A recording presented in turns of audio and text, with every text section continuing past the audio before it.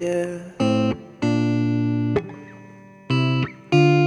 See, I don't believe in all those rules and stuff like you do. Yeah. Yeah, and I don't believe in all those boxes you put yourself through. Oh, 'cause every day that you think about what you wanna do, oh, it makes you lose yourself instead of watching all the changes that surround yourself. No, no, no. You say you don't wanna break yourself.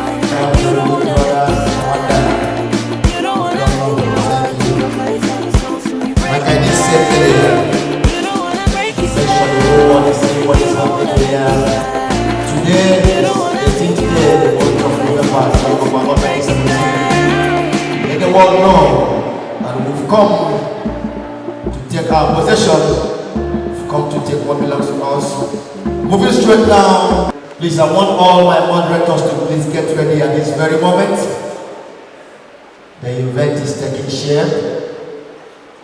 The event is taking shape. We have dignitaries in the house this afternoon. I see my honorable, my own very good friend and brother, the former commissioner of agriculture under the rescue mission government, Honorable Odeago. Daddy, I salute you. I also salute my own mommy. So many upcoming youths. My own very good laborer. Mommy, I see you. Most welcome. Please, a round of applause. In a very full swing, I want my DJ G Icon to please drop us some little notes while we put things together. Thank you.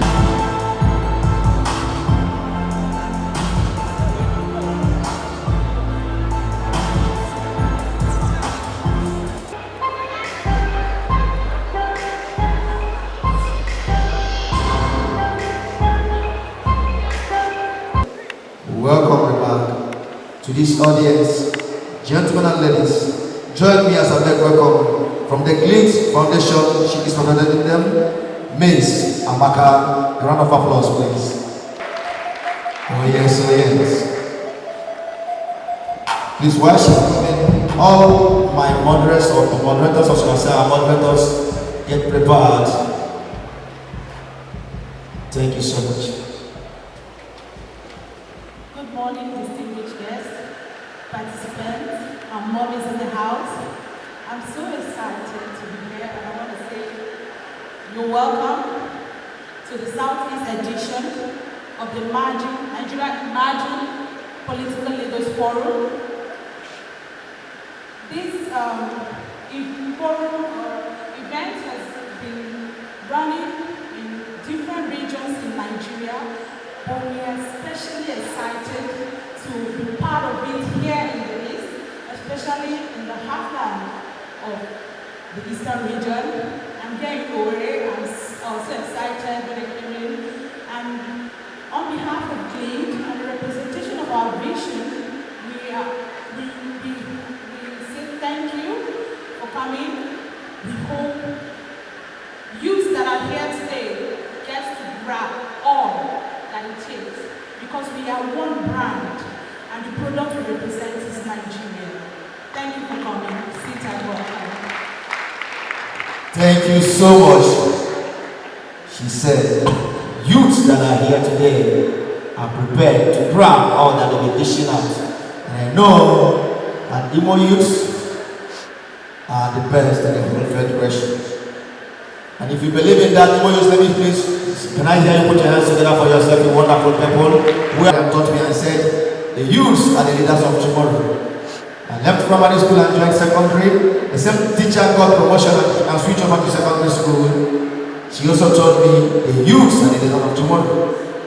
I got to the higher institution. The woman also went to study and proceeded and became my lecturer in the university. She also told me that the youths are the leaders of tomorrow. I graduated South Nigeria for 1 year. I came back to contest for councillorship. The woman also came back to contest and told me the youth. I said, when is our future coming? So We are no longer the features of tomorrow, we are the features of today, because today, yesterday was tomorrow. Do you believe in that? Alright, put your hands together for yourself, wonderful people. We want to thank Good Light and Lead Foundation for this wonderful arrangement. We must start participating in politics, or should I say, the area of farming I love too much is rearing snake. And honorable, I don't know who will teach me that one now. I hope it's very, very lucrative, and I'm still hoping to dabble into it if I see the opportunity. Please, while waiting for some important guests to file up this morning, we have them in their colors. We are expected to have His Excellency, the former governor of Imo State, Chief Achikudenwa, in the building. We also expected to have His Excellency, the former governor of Imo State, Chief Ike Yohakimochina in the building. We also expected to have His Excellency, the former Speaker, Federal House Representative, Right Honorable Emeka Ihedioha in the House. We also expected to have former Senator Christian Anyamo in the House, Dr. Kema Chibwe, Gozio Biefule. We also expected to have a renowned personality in the society, Chief Stanley Amuche, Professor Chinedu Nebo, and a whole lot of them, Barrister Uche Onyagocha, the Chief of Staff of the present day government in Imo State, the Rescue Mission of Bumba Uche was also supposed to be here, Senator Sandali Anyamo is also supposed to be here, and Honorable Chike Okafo.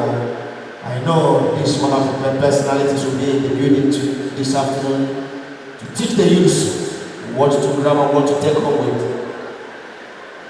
We are waiting for our moderators to get prepared so we can kick off with the full lecture. Thank you. Alright, let's proceed and bring on the stage the first speaker of today's arrangement, our own mother of gentle heart, who has a very free spirit, who have shown more love to the youth in our society. Permit me as I make welcome to the stage this afternoon, should I say this morning, Dr. Ma Olebra. Please a round of applause. It moves because the youths are here. Youths, you are very much welcome to this epoch-making event today. Youths. What type of youth are you? Are you an ordinary youth? An ordinary youth who does what every other youth is doing? Hey, I'm an youth. I got one. Let's go. Or you go to school because others are going to school. You pass through the school without the school passing through you. Are you that type of youth? Or are you an exceptional youth? Youth with knowledge, youth with vision, youth with industry, youth that has come to make impact in the society. Or are you just following? Yes, let's follow them. Yahoo boys. You want to make it at all costs, by all means. You want the fast way of life. No, that's not the youth we are talking about today. We are talking about youth, the future leaders of tomorrow. Youth with vision. Youth that will take over from the crop of leaders we have today, who want to recycle themselves without great ideas. The continuity continues. No, that's not the type of youth we are talking about. You can't be that type of youth. Are you the type of youth who spends the whole time wasting your time on Facebook, wasting your time chatting, pinging, watching European League without anything to show for it? No direction, no destination. No, today is a decision. you are going to decide which way the youths are going, the way the youths are going. No longer the old way. We can't continue the old way. What type of youth are you?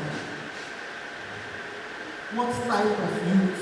Are you the youth that will sacrifice your life for peanuts? For peanuts. The bastardization of gullible youth, no, it will no longer come out. God will have the days.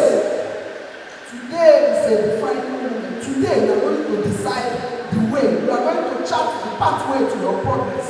The chart where you chart a way to your future.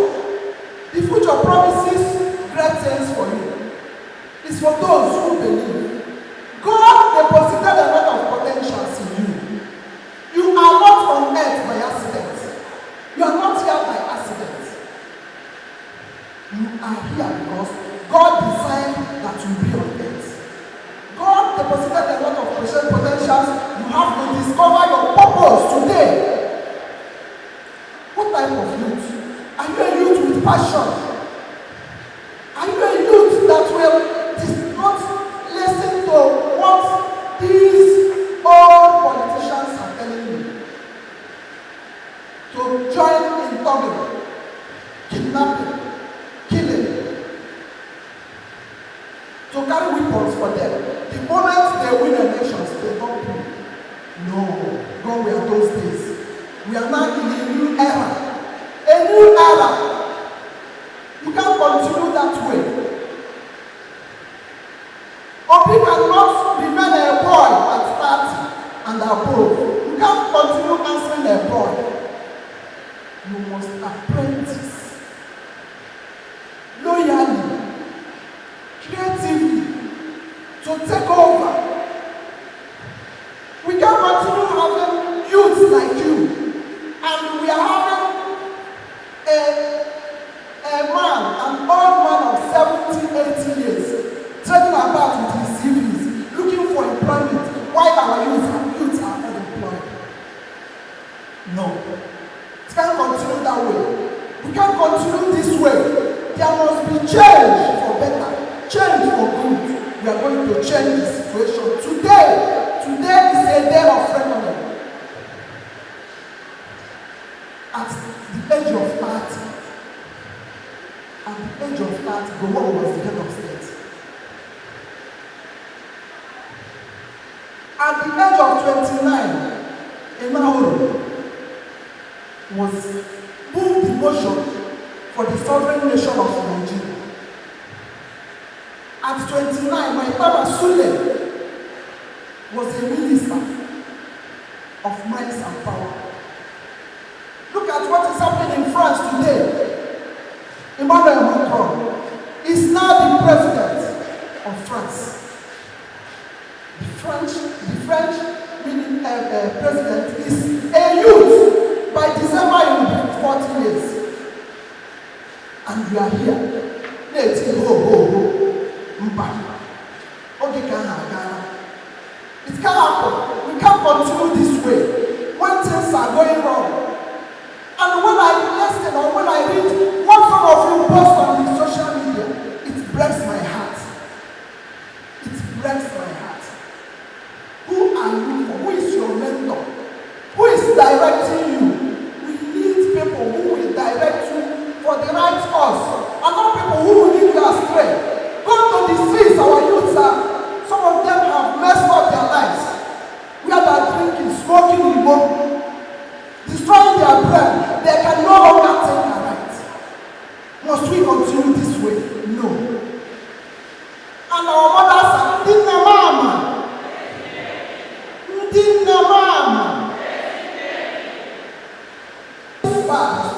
Behold, mothers, I want to ask you, are you doing your duty? Are you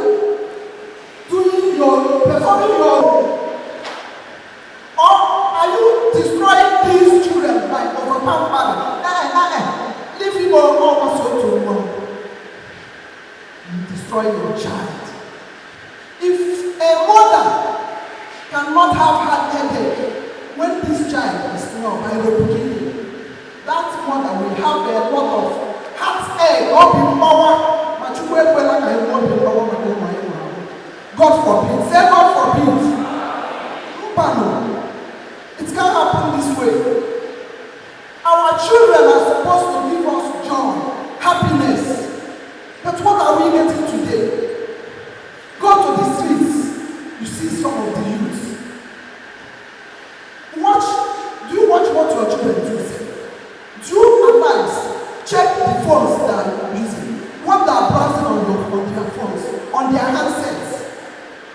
What are they browsing? Are they browsing things that are to the progress of their lives, or things that will ruin and destroy their lives? What are you teaching? If you for pamper this child, you will bear it. The Bible tells us to train up a child the way he should go, and when he is old, he will not do what?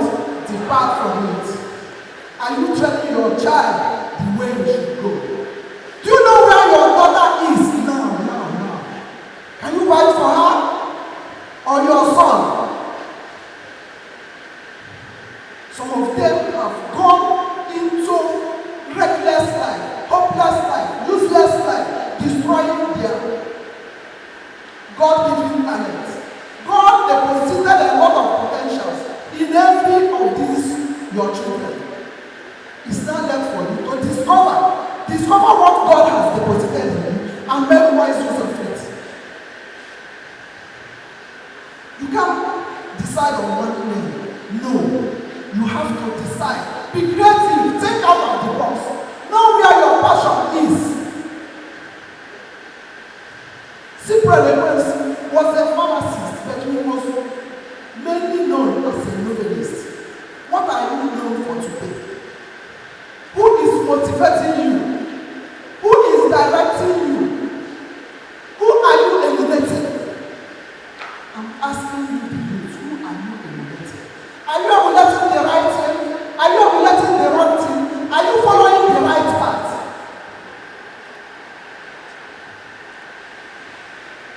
What do you have passion for? What do you have passion for? For me, let me give you an example. Let me use because I normally use myself as an example. I am versatile. I am an author. I've written so many books. You can see some of my voice with some of my books. You can pick them at this rate today. After today, it will double. We help you to direct your child to live your life the right way. I am a motivational speaker as I'm talking to you now, so I'm talking to other youths, other people, not only in Nigeria, but outside Nigeria. And my money is going. Apart from counseling, which I do for free, I don't charge money for counseling. Apart from counseling, every other thing I do, put money in my pocket. What are you doing? What are you doing to put money in your pocket? Or just to be following these politicians? It's real. Is that the way to live? Is that a profession? Our youths are unemployed, yes, because the leaders no longer care. Your interest is no longer at there. How many jobs are they creating? If they don't create job for you, create for yourself. There are so many things to do online that will give you money. Not only chatting. I know your money is going. My super is collecting your money. You spend hours watching European League. You know all the lineup. You know everyone in Chelsea, Man U, Arsenal. Which other one? Barcelona. So many of them. You know the lineup. You know how much they earn. You spend hours arguing. Messi or Ronaldo. Which one are you? Put it on Jesse. Yes, I'm Messi. Who are you? Be yourself. Decide to be who God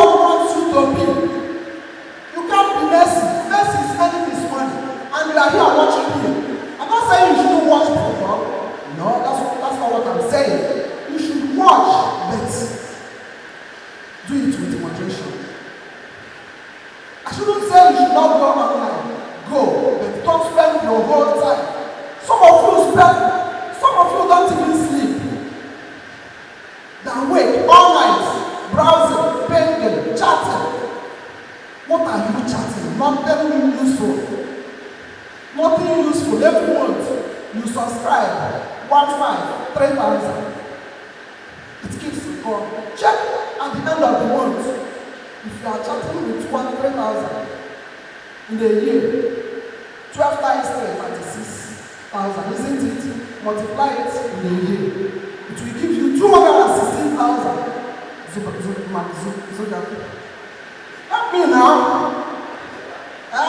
He will put in his pocket and you are here begging, man, mama, charitable politicians. No, my children. No, I'm advising you as a mother. I'm advising you as a mother. Follow the right path. Today is a day of reckoning. It's a day we are going to decide that gone are the days when these people used us. They will no longer use us. They will use us positively. And we get positive results.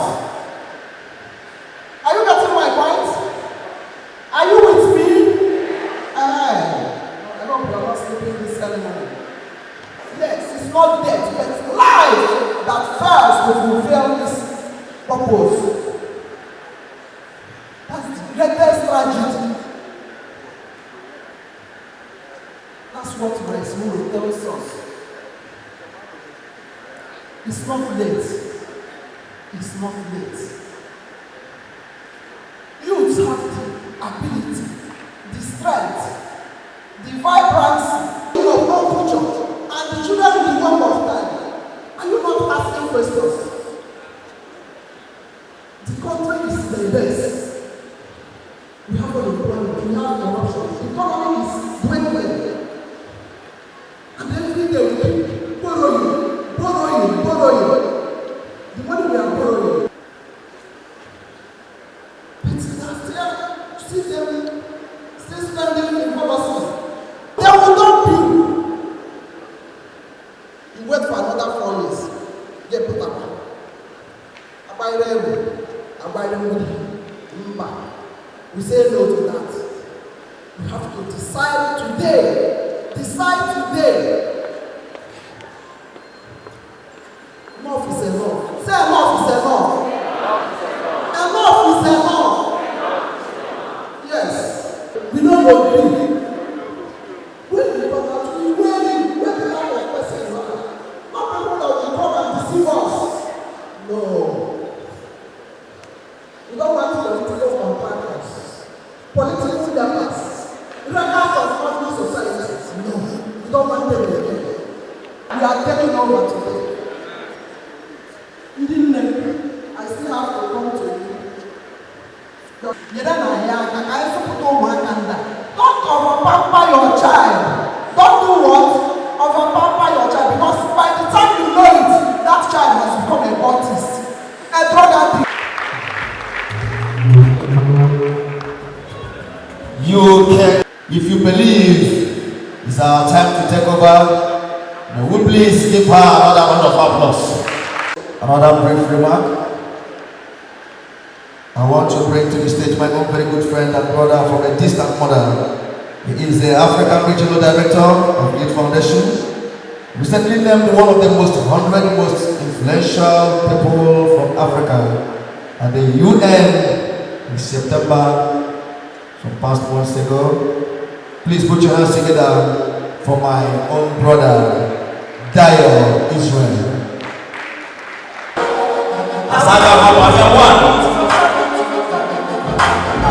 Nigeria. Thank you so much for your time. Your Excellency, the former Speaker of the Imo State House of Assembly, Honorable Right Honorable Goodluck Opia, Nigeria, I have very great admiration for him. He is a beacon of hope and inspiration to many young people in the whole southeast of Nigeria. His younger brothers a giant across the South. As a matter of fact, in his home state, one of his brothers, Senator Mao, is a senator of the Federal Republic of Nigeria. Please help me, two of his brothers, the two-time senator. Please help me celebrate Mazi Sam Ohapowa. Guys, can we appreciate people? Can you clap as we want your blessing this year to be? Please, when we acknowledge anybody, if you want to be acknowledged in your life and celebrated, please Ohapowa.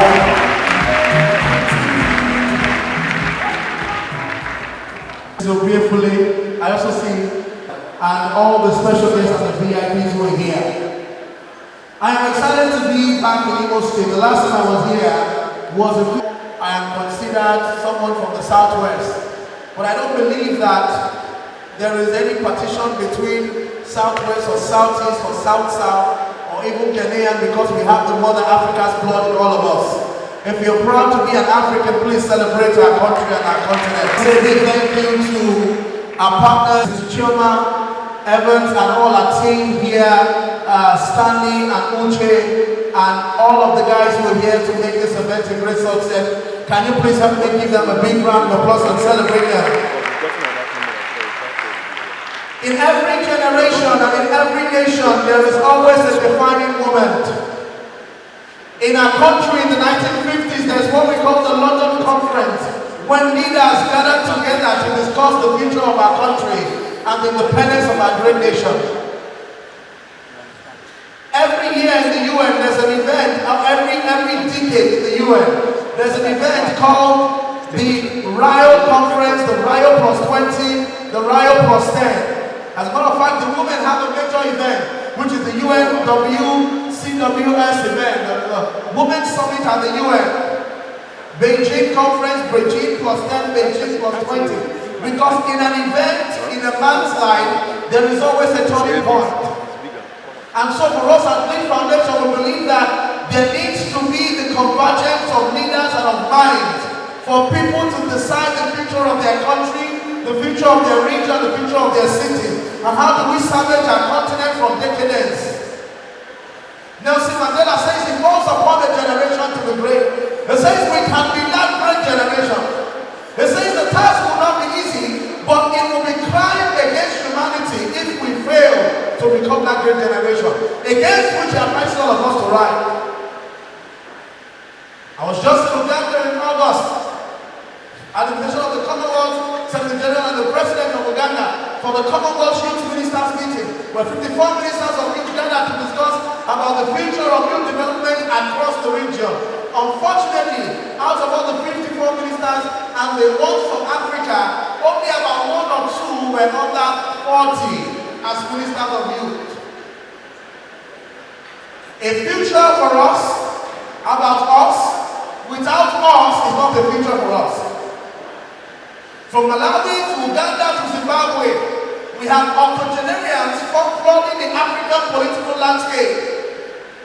An average age of an African president today is 70. Average age. Whereas our colleagues in other climes, from Austria to Luxembourg to France, are now going, as well as recently in Austria, and the Prime Minister of Australia is 31.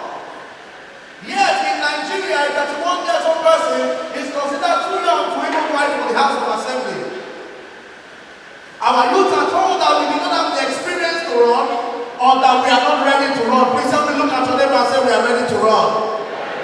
We are not saying like people say, and the welfare of the people is never a priority. It's all about winning the next election, but that has to end because life is at stake. It's enough to come and blame the young people that we are not focused. We are all doing this and doing that, but the reality is the system working for us.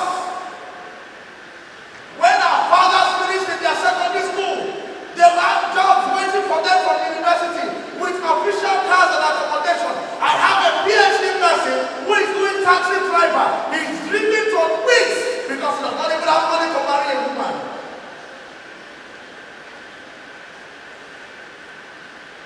The leader comes to the public office without vision, without strategy, without a roadmap. My question that I need to you before I go down this afternoon is, and for how long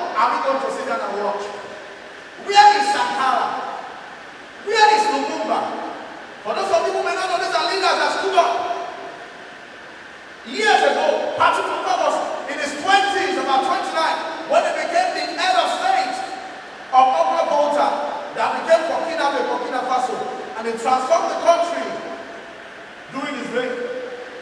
Lee Kuan Yew was just a young man that went to England to study and came back and transformed his third world country to a first world country. Where is Lumumba? Where is Sankara?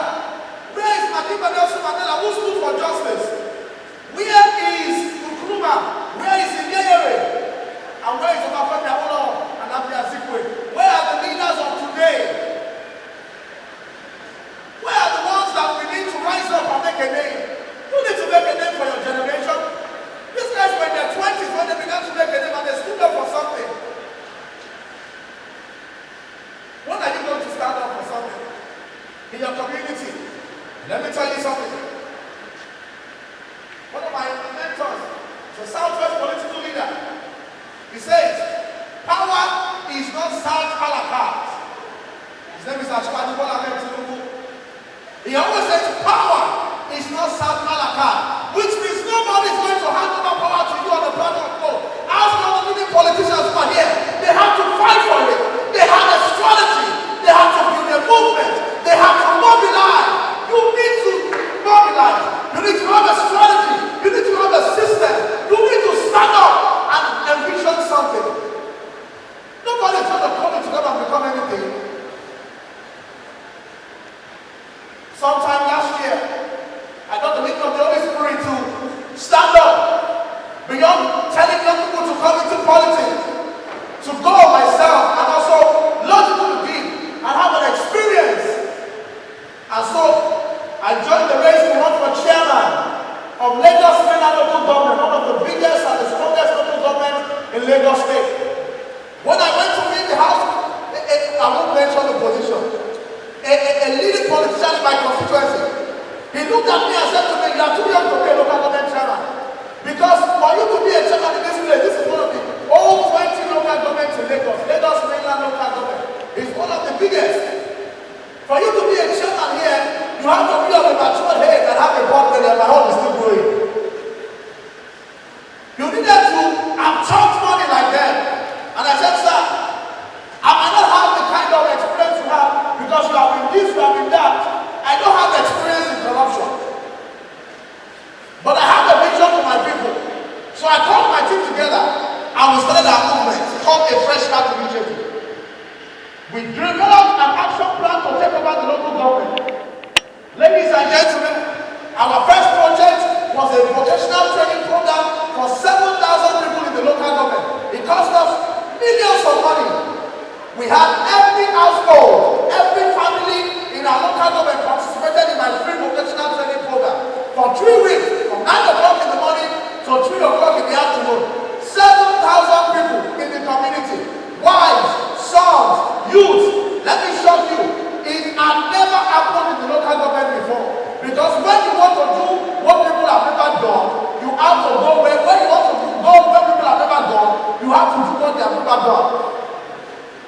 At the end of our 2-week vocational training program in my constituency, the whole area went on fire. The only name everybody was shouting is Israel. We finished with the vocational training program. We had 15 health fairs in every corner of my local government. Everywhere my party had never won a vote, I went in there. With systems, with strategies, and with structure. We have a structure in every ward. In the east and western part of the local government. We have projects in the little part of the community. Guess what?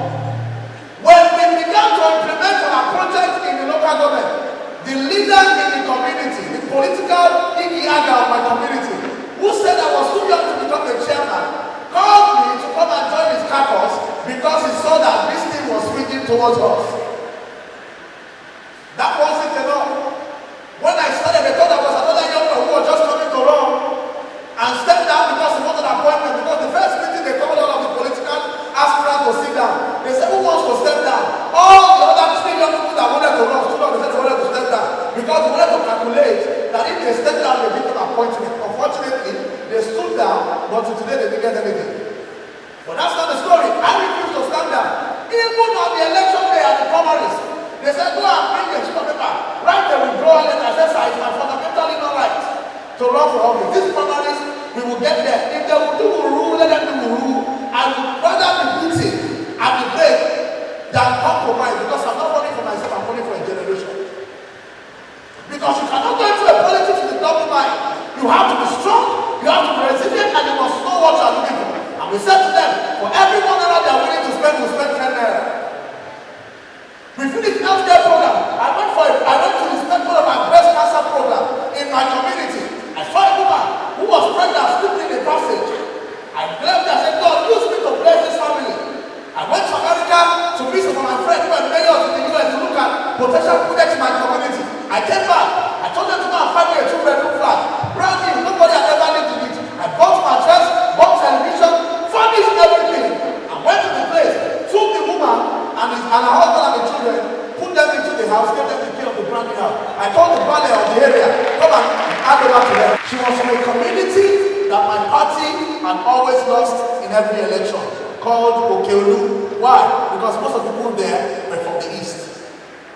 And so they were not Yoruba people that would normally vote for my party.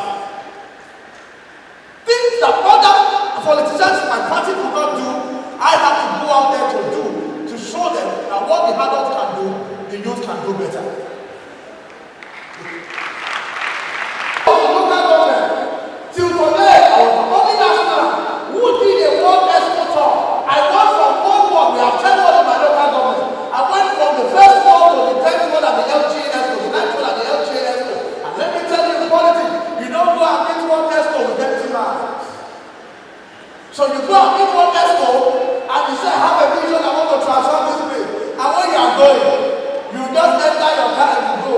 You are a pretender, you are not a contender. Transport, please help me manage it. And you look at it, this small boy, 100,000, manage it. This guy has the capacity to run. Because it's the reality of our politics. Why we must discontinue and underemphasize the financial in politics, we must be able to create a new way and use what you have innovatively. So young people must be someone. We are women. Give us an example. What you collect for free, you cannot bargain over. You will not have mouth to talk.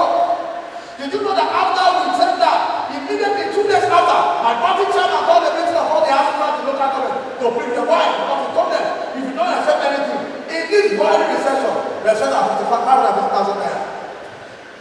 If I can put that on the table, then I'm not a small boy. So you must be ready to show that you can play ball in a valuable way. Let me wrap up here. But it's important that I lay this background so that our leaders will understand why they are here. This is not a day for speaking, it's a day to understand what is the situation of the political system here. Let me tell you, there are things that I know now that I wish I knew before I went to run for office. About many things about politics. And many of us, because they have lowered the age, we not too young to run bill. At 25, they can now run for House of Assembly, hoping that the 21st state will approve it. The constitutional amendment that is being done. Many young people are going to say they want to run because the constitutional amendment is being done without understanding the nitty-gritty of politics, without understanding the internal structures of political party. Before you enter into any political party, shine your eyes, because the already strong parties who have a structure have built their structure. You cannot get in there and just go in there except you have a godfather. The ones that are ill and you want to go and do poster for, they don't have a structure. There is no way you will monitor people to the election day if you don't have money. These are things that they are going to discuss with us about. Our dad is one in the front there. My right honorable is here. The former speaker is also here. They have run elections, so we want to hear from them. How does it work here? What do you need to know? What do you need to know? And I'm very grateful that they have taken their time to come and share with us. Why is that important? Not everybody will come and share with you how you can rise. So please help me celebrate our speakers here. Please help me celebrate them. Let me leave you with this. You must remember all the time that you were born to have dominion.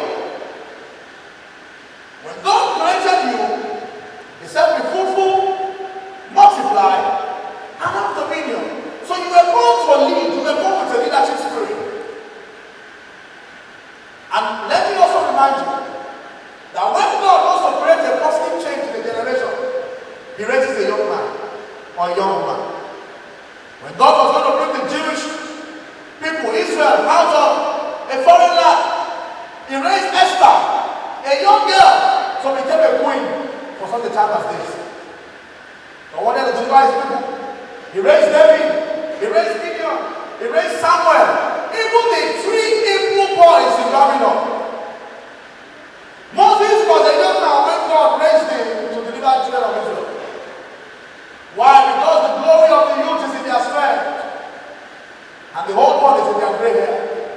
This is your right time. This is the time that you're young. It's the time that you can be creative. You can jump up and down. Last month I was in London on Sunday. I went to New York on Monday. I was there in the US till about Friday. Went back to London on Saturday. Was there for 3 more days. The other day I was in 4 countries in 24 hours. I'm still young. I can jump on the plane easily. From here we're going to Abia for a speaking engagement. From Abia, I'm going to Calabar for next week. This same event is happening in Abia for the South edition. No, sorry, in Calabar next week Saturday, Friday. I'm going to do Dukli and Imoke, get some buses that people put aside. A lot of South leaders are going to be there. We'll go to the north. But right now, we'll go to. So the energy is there. We can jump. I was here to 2 a.m. this morning. This is the time you have energy. This is the time for you to rise and be counted. Glory of the youth is in their strength. Your strength is their advantage.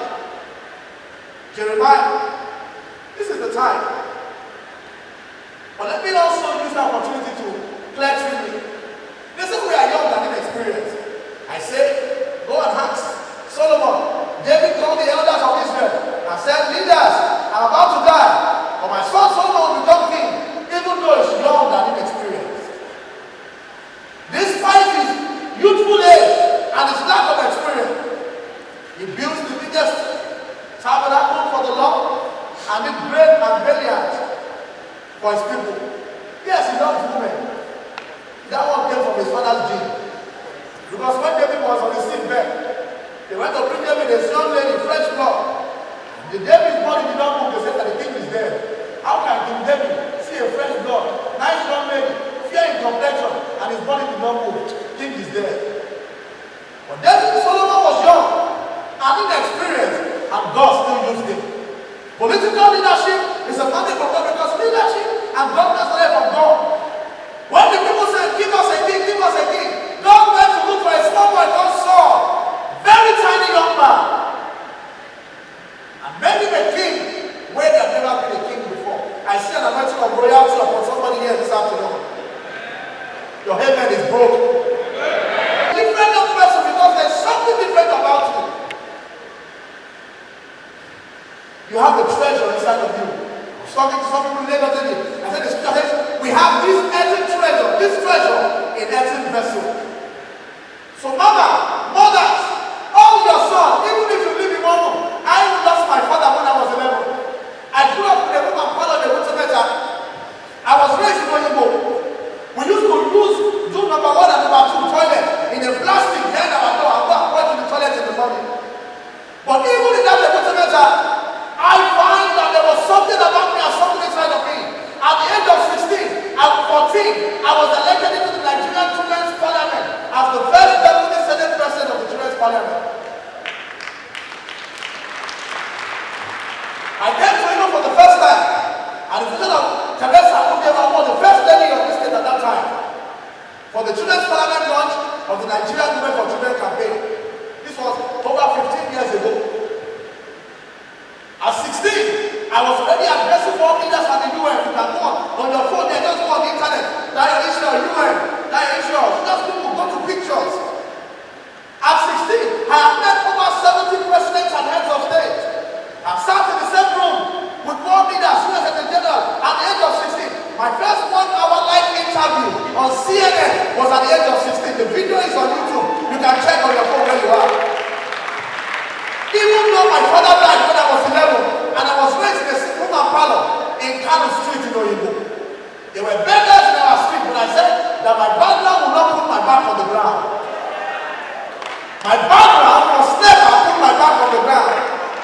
From that woman parlor, at 16, I went to New York and met Madiba Nelson Mandela. Google on your phone here, Dial Israel Mandela, you will Mandela had his two hands on my shoulder talking to me.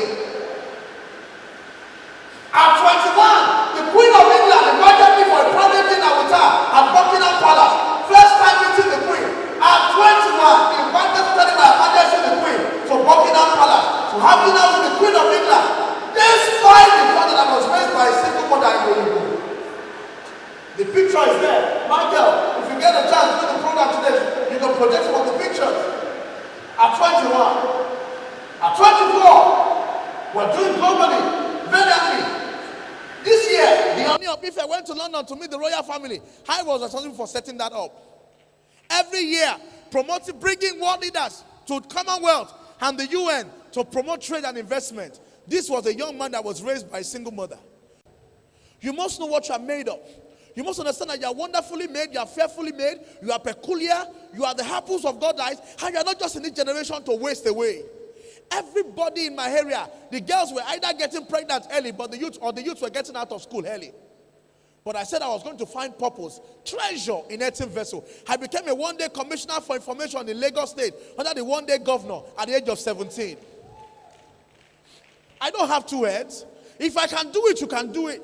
The only difference was that we were resilient to realize that we are here for a purpose. We were here for a reason. We are not here to come and waste our time, to go to parties, to go to clubs, to drink, to smoke, to just live life anyhow. No, you were created to take leadership at your generation. Bible says, and David served God in his generation. Abike Dabiri was there. I was named one of the 100 most influential people of African descent.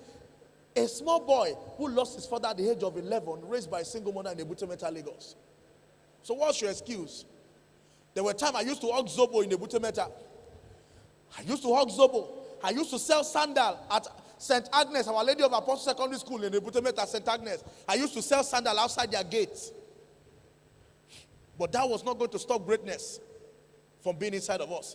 I've sat today with at least 120 presidents, heads of state, prime ministers. You can see the pictures all over Google. There's no living president in Nigeria that I've never had a one-to-one encounter or does not know me by name, except from Shehu Shagari and Ibrahim Babangida. To the glory of God. How did I start? I'm in my early 30s. But my age is never relevant when it comes to greatness. God is not a respecter of your age. He's a respecter of your vision and your resilience and your passion to become a difference. This year I was named one of the 50 top British youth. Last year I was named one of the top 35 in Britain, even though I'm a Nigerian citizen. But because I grew up in England and I studied in England, when it's good, they claim you to be one of their own. Finally, you don't have to have money. Gideon was from the poorest of the poorest family. As a matter of fact, the scripture said of Gideon, he said, he was the lowest. When they looked at him, the angel said, you mighty man of valor. Mighty man of valor.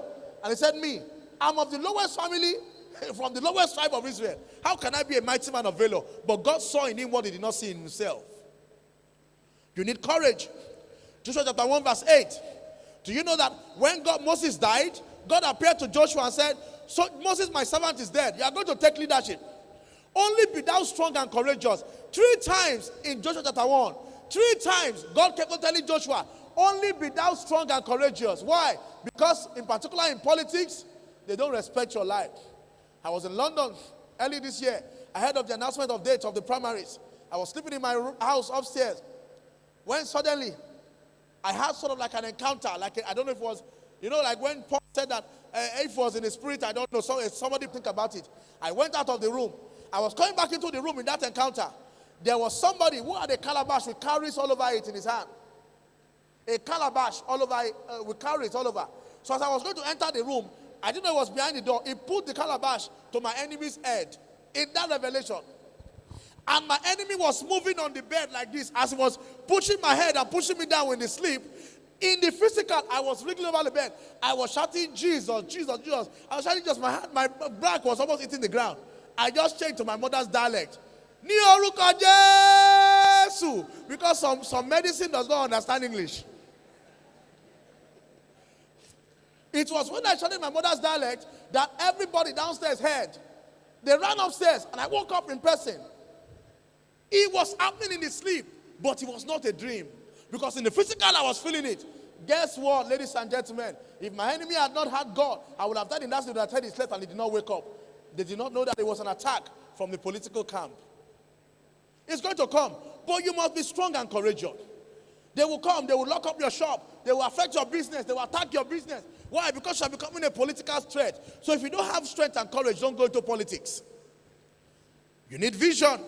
God looked at Jeremiah and said, Jeremiah, what do you see? People may not see what you see, but you must remember what you see. God called Samuel. Eli did not hear the call of God. Samuel, Eli said, I didn't call you. So when you say you want to run for office, some people will not believe you. They will say they don't think that you can do it. You must remember what you heard, not what your political godfather said, not what your pastor said, not what your mother and father said. My mother did not want me to do NGO. Today, NGO has taken me to over 25 countries in the world. Because she didn't see what I was saying. But I put my feet on the ground and I began to do what I wanted to do. When the Queen of England invited me for the first time to Buckingham Palace, and it was in Punch newspaper, 2 pages. My mother took me to church to go and give testimony. She forgot that she used to beat me because I was doing that thing that made the Queen invite me. So you must remember what you heard. Samuel, Eli did not hear the call. You heard the call. What is God telling you? What is your God telling you? What is your mind telling you? Focus on what you heard. Because that is where your greatness lies. It is time to rise, ladies and gentlemen. It is time to stand up. Prepare yourself.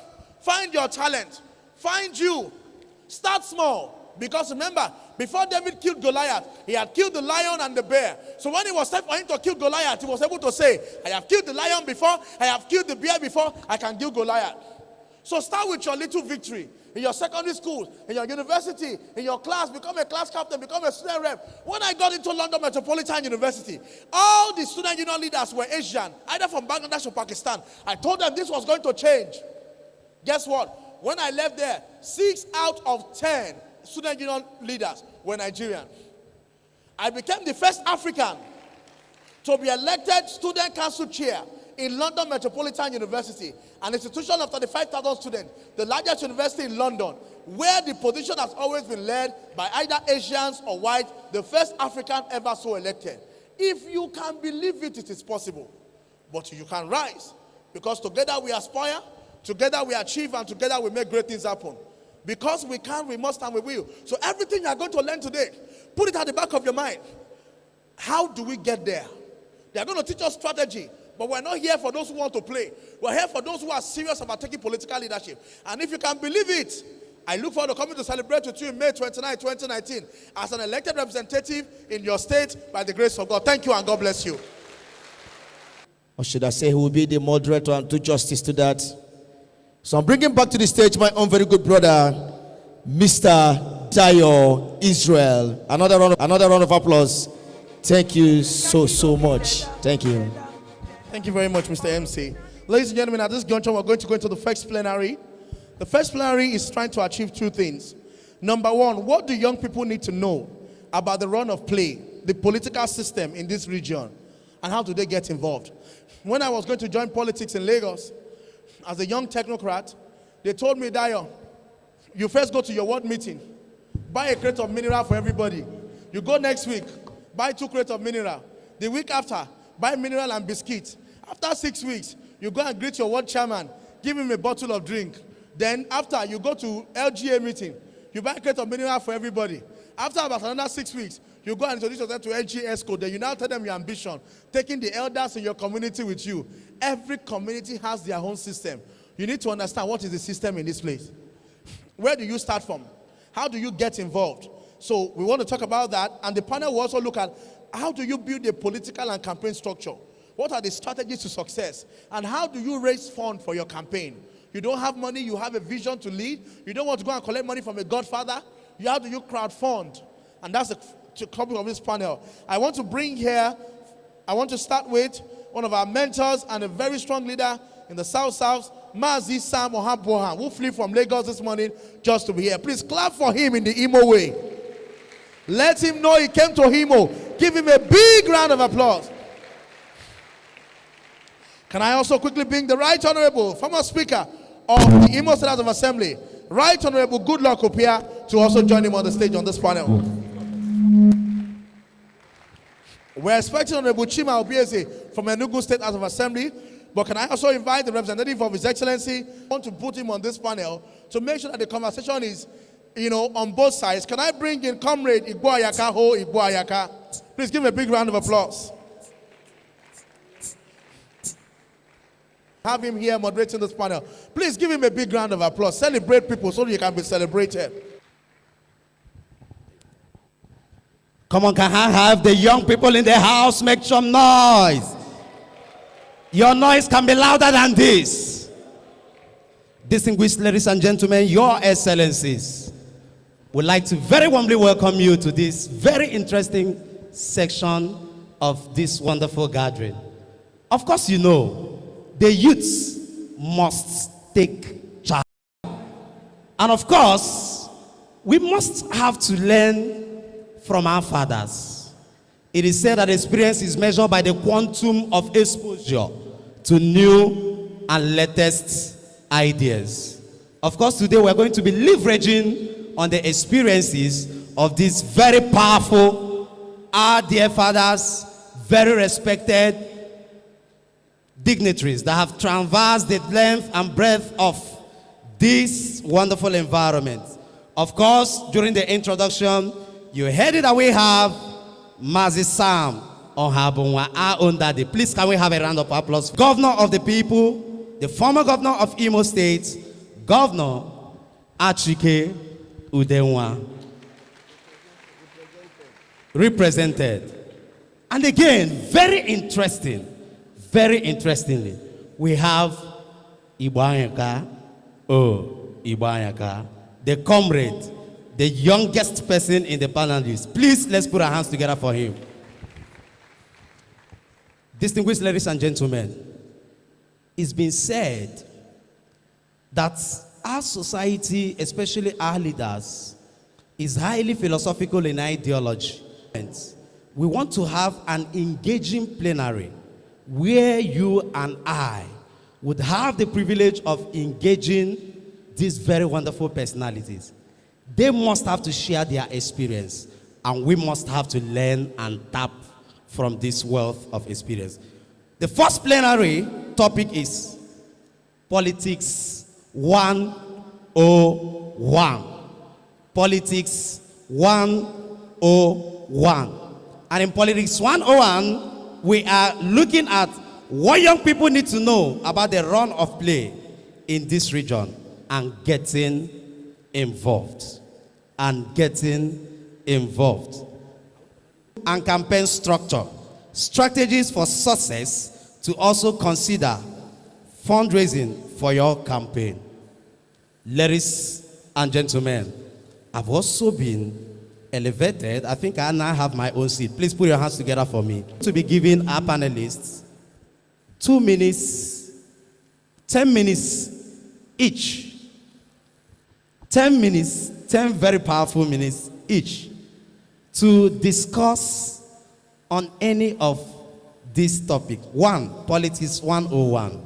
What young people need to know about the run of play in this region and getting involved. Or the plenary 2, Honorable Goodluck Opia. You have the floor, sir. Please listen attentively because we expect this to be interactive. You will ask him questions, and by extension, every one of them after this intellectual romance. You have the floor, sir. Thank you very much. Our leader, Mazi Ohuabuwa, the organizers, my friend, Sir Stanley Amuchie, my great leaders, Ndimo, Maman, Ndimo, Ekelele Mono, youth, the youths are not even here, youth. My name is Goodluck Opia. I come from Ebema. I am a politician, and I am here courtesy of the organizers. I'm courtesy of my friend, Sir Stanley, a young man, vibrant, intelligent, and quite articulate. He actually encouraged me to be here because the issue is about encouraging the youth to take over from the leaders. So today we are here to tell you our own experience, so you can also do better than we did. Said, it's not served a la carte. When you go to the hotel, the restaurant, you sit down and you place order. You wait, they pass the food on your table. No. You have to struggle. So you must struggle for it. And I started not as an adult. I left university in my early 20s, and I joined politics almost immediately. I was a member of those associations that Babangida put in place. You should know better. The liberal conventions and social progressive party and all that, until he ended up with a little to the left and a little to the right, 1989, 1990. And then I was a member of SDP, Social Democratic Party. I was an admin secretary of SDP in my local government, in the life of everybody. Most great men world over became great for struggles they led and achievements they recorded during their youth. In Nigeria, same was seen from our founding fathers. The Nnamdi Azikiwe, the Awolowos, and Tafawa Balewa. They were also youth. At the time, they led their own struggles and made their own achievements. This supports the view that the vision of our country lies in the hands of the youth. Whereas almost half of Nigerians registered voters are within the ages of 18 and 40, effective and constructive participation of youths in leadership and governance remains extremely low. The youths are not adequately represented in parliament, in political party leadership, in government and public administrations. The situation is even more difficult for young women and even men in the middle. In order to respond to the needs of the young people and to guarantee their basic human rights, that their basic human rights are recognized and enforced, young people's active and meaningful participation in the society's democratic processes and practices becomes a necessity. Taking cognizance of the fact that the youth are very vital in society, whose essential knowledge, skill, and achievements should be harnessed, not just for the benefits of the youth alone, but for the benefit of the larger society. That is the benefit of everybody, the children, the elders. Youths have a role to play in making changes for the good of our country, state, and communities. Let me emphasize that it can only be possible through active and effective participation of youth in politics. Many youths in Nigeria have remained politically active only in the social media. This may not achieve the desired results. Our youths on social media should be made aware that they need to also engage in practical political activities. It is surprising that young men and women are traditionally active in politics in our tertiary institutions. Outside the school system, they get excluded from practical engagement. The result is that political activism of youth is not organized. Today, the National Assembly has shown increased interest in the youth engagement in politics through enactment of new laws and amendment of existing ones. I'm sure you know of not too young to run law that has just been passed in the National Assembly, and the amendment in the Constitution bringing ages of election lower for the youth. Therefore, in the absence of inhibiting age requirements, youth in our nation must resolve to channel their energy, resources, activism, and ideas as they do on Twitter, Facebook, WhatsApp, Instagram, etc., and etc., to the political field and run for elections, not just as councillors, but also as chairmen of local government, as members of the National Assembly, even the governor of the state and the presidency of our country. They can no longer be shy to aspire to be commissioners, ministers, ambassadors, and even special advisors to the president and governors of their states. Don't forget that one of the penalties for refusing to participate in politics is that you end up being governed by your inferiors. So you have to participate to show leadership. You must now be prepared to form alliances and structures, join political parties, and begin to transform things from within. Do not wait for crumbs any longer or complain of not having all the money needed to get started. Experience has shown that money is not the biggest factor in getting into leadership positions in our country. There are other important factors, such as self-confidence, focus, and personal integrity. The personal integrity, for me, is one of the highest factors. Maybe at the discussion stage, I can emphasize more on this personal integrity. Youth must now consciously walk the talk and be determined and focused to overcome all obstacles that may stand on their path to ascension of leadership.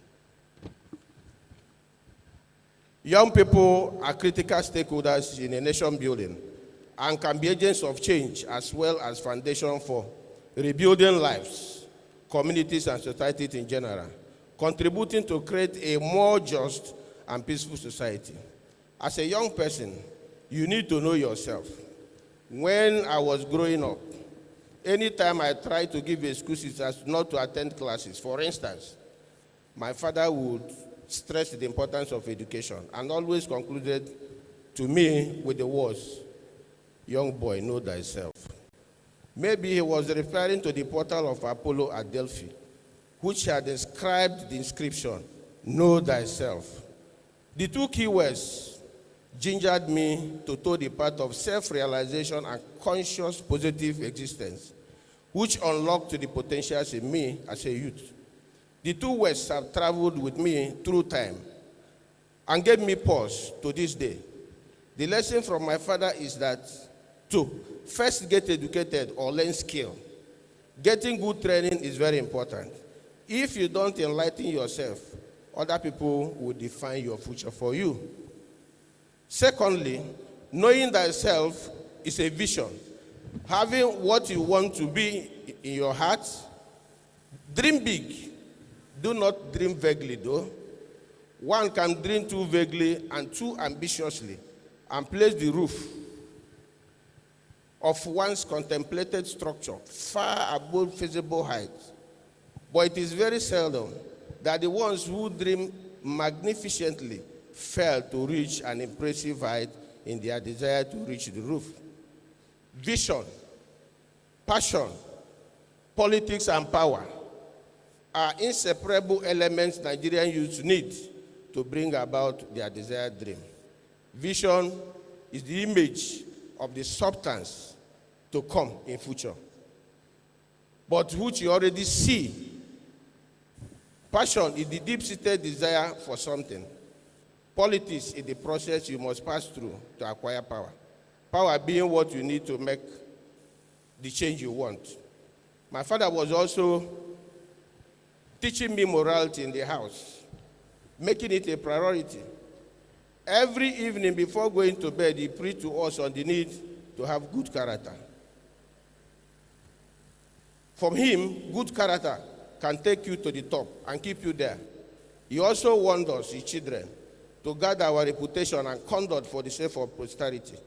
True to my father's words, good character, honesty, commitment, hard work, discipline, contentment, humility, and respectful loyalty are very, very essential ingredients for young people to grow in politics. I am being warned seriously from this quarter, and I think I need only more 2 minutes, and I'll be done. Knowledge, they say, is power. Make out time to feed yourself with vital information from your locality and from within your country and outside. This is very important. Ladies and gentlemen, as you go into politics, know that you must have sufficient interest in the affairs of your people. The interest of your people must come first. Politics is about service to the people. People who are propelled by service, selflessness, positive principles, and the need to bequeath a legacy to posterity, they do well in politics. You need to get on board politics with humility and creativity. Let me conclude with a word for the leaders. The present Nigerian leaders must have a change of attitude, change the way things are done. Like Mma said, all those leaders who want to sit tight, they should begin to learn how to create space so that the young ones can fill the vacuum and grow while they watch from the back as mentors, as advisors, and as guardians. Thank you very much. Please, let's celebrate our dear Right Honorable. Right Honorable Good Luck up here. Thank you very much. I hope we are really taking notes. He said, power is not given, power is taken. Understand your environment. Knowledge is very important. Moving forward very quickly, we're going to go on to our next speaker, Mazi Sam Ohabwawa. Please give me a big round of applause. Please celebrate our own dear daddy, a captain of industry, a colossus of a sword, a man we've admired so much. Please listen very attentively. And other panelists. Let me start by saying that I'm so thankful to God for the privilege of being invited to this approach, an APOC event, and for bringing all of us here safely. I want to thank Dayo, who invited me and who kept on me to make sure that I came. And I just flew in for this purpose, and I'm flying out because I have other engagements out of this town today. I want to salute his courage and his determination, and also salute the GLEAD organization and all those who are their partners. Glad that this meeting for aspiring political leaders is well-intentioned and well-patterned, that Nigeria needs to move away from its terrible situation. I write newspaper columns, and last week or so I wrote about that I'm tired of living in a third world. Since I was born, I have lived in a third world. Sometimes they call it developing countries or less developed countries, and they have their characteristics.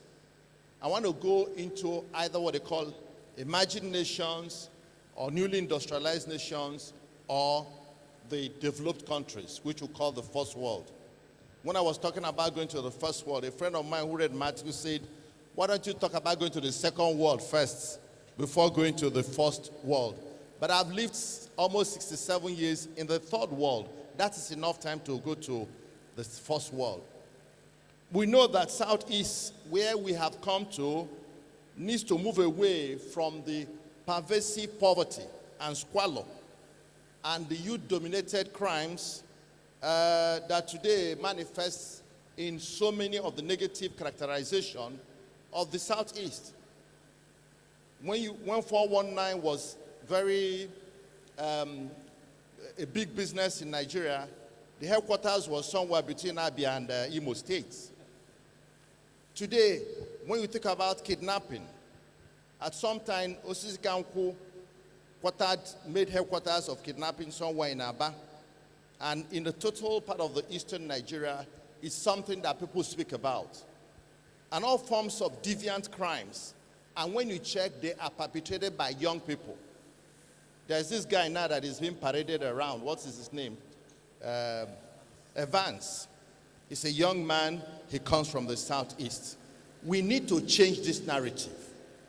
And I believe that the only way we can change the narrative, both to make Nigeria a developed nation or to take away Southeast from this squalor and this negative narrative, is to enthrone good governance.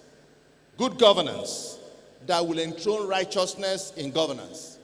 Creating the enabling environment for enterprise development, entrepreneurial pursuit, job creation, wealth creation, and the enthronement of a state where there is equity, justice, and fair play.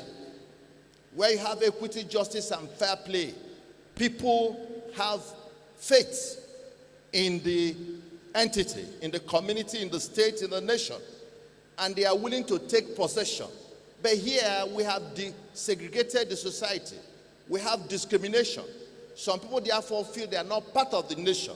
They are not part of the state, either through political maneuvering, through electoral re-engineering, and all sorts forms of social misbehavior that has created divisions and cracks in our society. And so people are forced to take it out on society.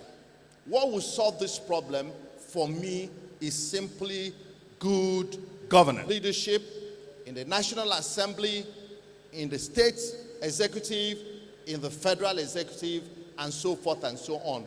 That is the change. Change starts from the head. And if we have the right leadership, this country will change. And the change will be so miraculous and instantaneously. For young people, what do you do? How would you play?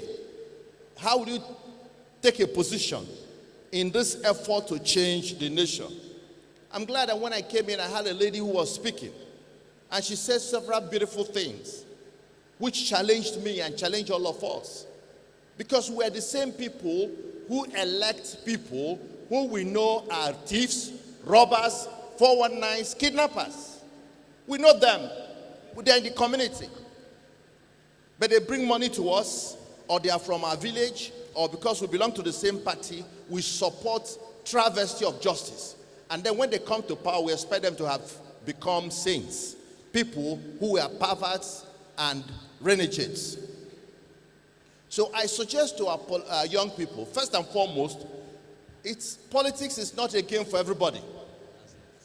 Not everybody should aspire to go into politics. Politics is a game for those who have a calling, who have a passion to serve, to sacrifice their good, their time, their privacy, their resources for the good of others, so as to make life better for others.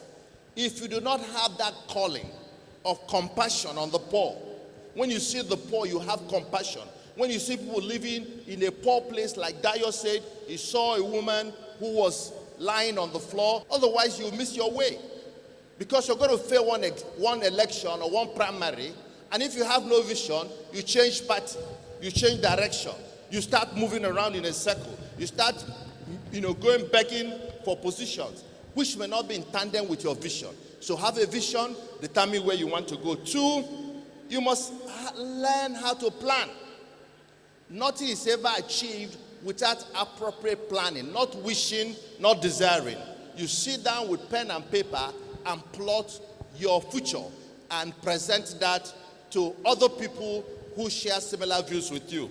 Passion is related to your vision, because without passion, when the difficulties come, when the challenges come, you will stop, you will change, you will be compromised.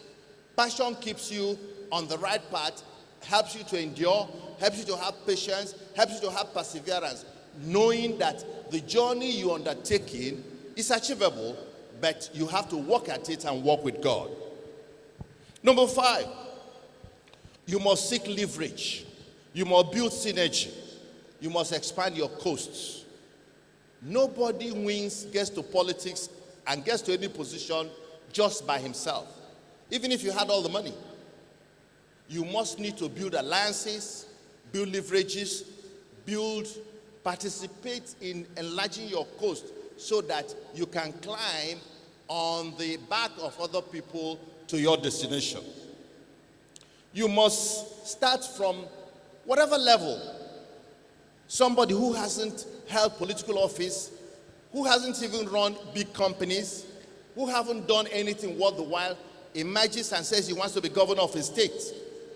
He has never managed 1 million, 2 million, 100 million naira. He wants to manage billions that belong to a state. How will he do it? He will just get confused and get carried away by large sums of money. I'm glad that Honorable Opia said he left politics sometime and went into private business. That's the way to go. Anybody that starts from politics and remains in politics all his days of his life will have problem. Because in politics, what you're doing is appropriation, expenditure. But in business, you do profit and loss and balance sheet.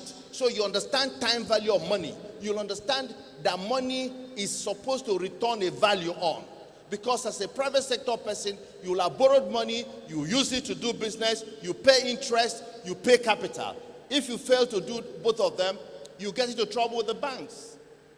But people who have no such experience, they are given money with at local government level, state level, and they just think it is money that can be spent anyhow. There's no urgency, there's no prioritization, there's no value, there's no efficiency. Money is wasted, as we have done in Nigeria.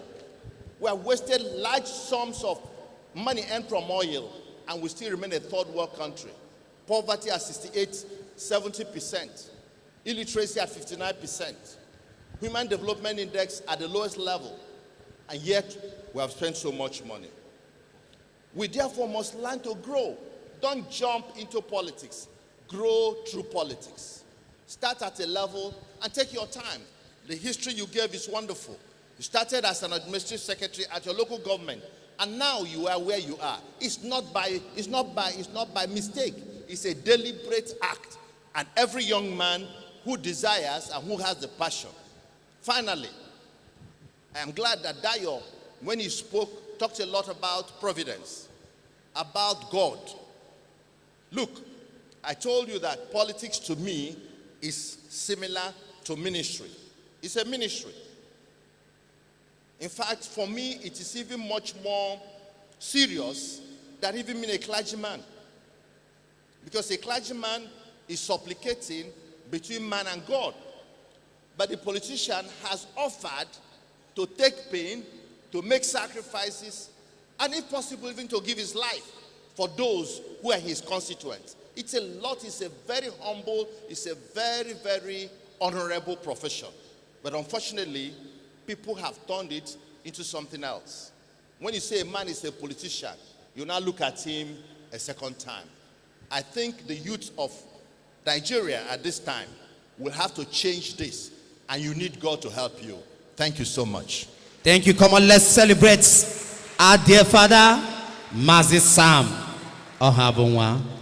Don't jump into politics. Grow into politics systematically. And you must have passion, vision, plan, and programs for your life. We celebrate you once again, our dear father.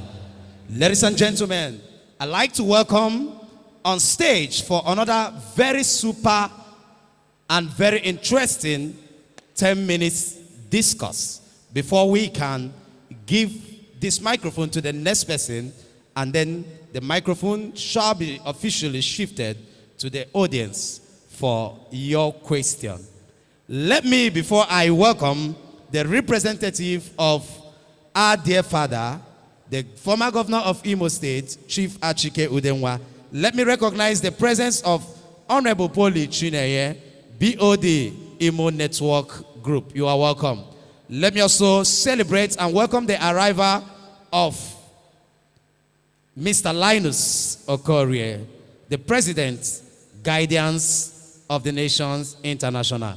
Your Excellencies, very distinguished ladies and gentlemen, let's welcome to the Lock up here, and our father and brother, Chief Ohuabonwa, the organizers of this forum, and I came late. I had earlier given her speech or talk. So I want to stand on the established protocol. I will not waste your time so much. I believe by the grace of God I will get up to the 10 minutes or a little more. One is that it was last night that His Excellency Chief Dr. Achike Udenwa asked me to represent him in this forum. He didn't give me any prepared speech, and indeed, he never told me the nature of the gathering. However, I have come and I have listened from the beginning when I joined you people, and I think I can grasp one or two things. I'll do my best to do justice to the main thing that we are discussing. One, I think that the driving force in leadership is vision. You must first and foremost have that vision that you want to lead. Leadership does not necessarily and only mean in politics. I'll give an example with myself. And leadership does not mean that you must be go into elective political positions. Opia has done his own 4 times. Dr. Doku has never gone for any election, but I have also been in the leadership of this state in one form or the other. So that is one thing. So it doesn't mean that you must go for election. It doesn't mean you must start with being a councillor, a council chairman, a House of Assembly, a House of Rep, senator, governor, or whatever. That is why the main driving force is vision, that you want to lead, you want to serve. Our father, Ohuabunwa, captured it very, very well. Service. That is what I think the whole thing is all about. Let me say, as a young man, a newly qualified medical doctor, I decided to establish my practice in the village after some tutelage. And when I was in the village, trying to care for my people health-wise, because of my position in the village, I was more or less drafted into the welfare, the governance of the people of the village. From there to the people of the autonomous community. They elected me as their town union president. From there, we started looking into what else can we do for our people. And in the process, we begin to, myopically look into politics. Can we help our people by going into politics in such a way that we can attract maybe one thing or the other for the people of my community? And it was in the same process that I would say I was discovered by His Excellency, Chief Dr. Achiku Demwa. So it doesn't mean that you can on your own. He also captured it when he said that you cannot do it all alone. Sometimes you may be drafted by a force, either by a mentor, somebody that is close to you or somebody you admire, a role model, who can now bring you up and say, you better begin to follow it this way. It's not automatic. You don't just come and jump in. I want to become governor. He mentioned it. You just come in, I want to become governor. You begin to set up structures. If you do it, along the line, you must crash. Some people say that they don't believe in Godfatherism. Not in the sense of imposing people upon the others. I believe in Godfatherism in the sense of mentorship. Where you bring somebody up and you are mentoring him, you are coaching him, he's gradually growing up, until sometime he gets matured and begins to think, I think I can do this, I think I can do that, I think I can do that. So the discourse this afternoon for me is that you begin to think, where do you fit in? What exactly do you want? If you want to lead, where do you start? Like I said, I started from the village as a village chairman, managing my people. From there to my autonomous community town union presidents. From there, I went into politics, became member of a political party, SDP, NRC, PDP, and then, by the grace of God, I became Chief of Staff to His Excellency, Chief Dr. Achiku Demwa, and later Commissioner for Health. So you can see it. I'm still aspiring. I still have my vision. I may not contest election, but I can still be helping those who want to occupy elective positions. And when we capture the booty, we will also derive benefits from that. And all of them are service to the people. The governor cannot be commissioner, he cannot be SSG, The president cannot be secretary to the government of the federation, cannot be minister. So those are other aspects anybody can also have an aspiration for. It doesn't mean you must come, have that ambition to go for elected positions. I'm not discouraging those who may have, but it's not as easy as it sounds. What is important is that engage yourself meaningfully with a political position, a political party. Don't be allowed to be used by politicians themselves as thugs, as people who will go out to cause confusion. And sometimes some of them lose their lives in the process or go to jail in the process.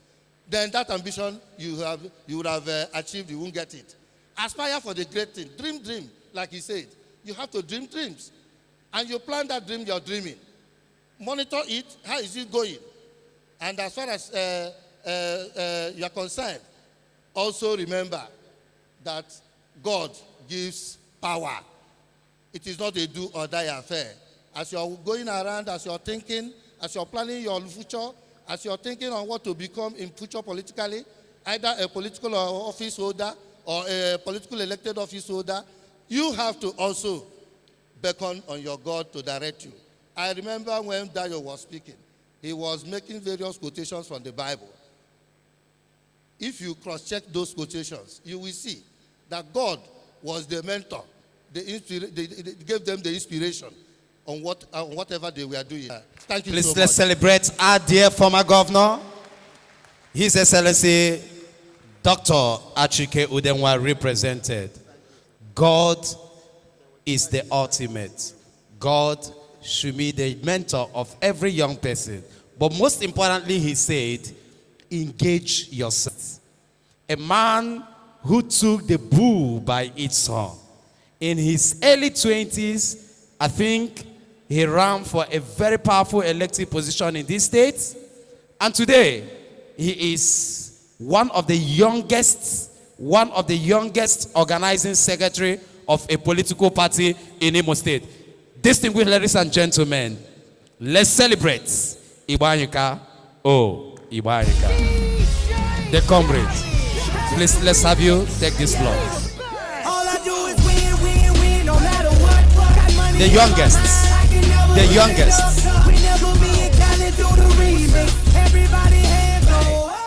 Gentlemen, my leaders at the high table, I greet you all.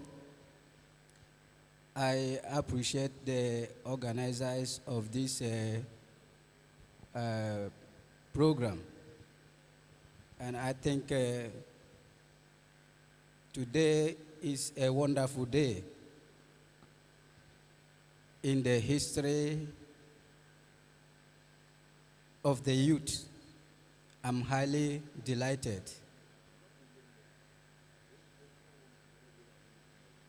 Please,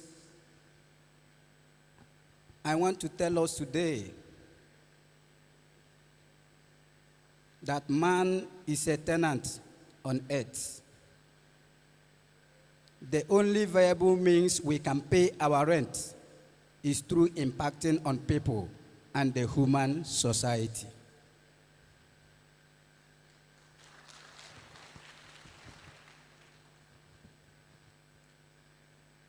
Today, I think I want to look at the youth,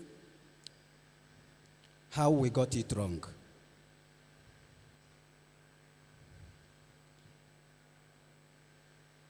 I think in the absence of leadership and government, what we have is a state of anarchy, a chaos society, and undeveloped nation.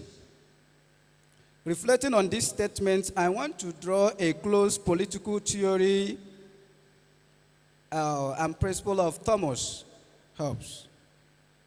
No act, no letter, no society, and which is worst of it all, is the continual fear and danger of violence of death. And the life of man is quite so poor, nasty, and quite so brutish and short. We need to understand the need of government we need to understand the function of government. I want to categorically state that what we have in Southeast, what we have here is not government, but a mini government.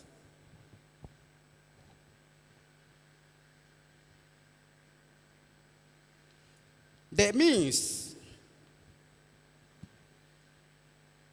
is the total absent. The function, the duties of a government. In Southeast, that means there is absence of leadership in our little mini organized government. And that is what kept us in a peculiar, pitiable situation in Southeast.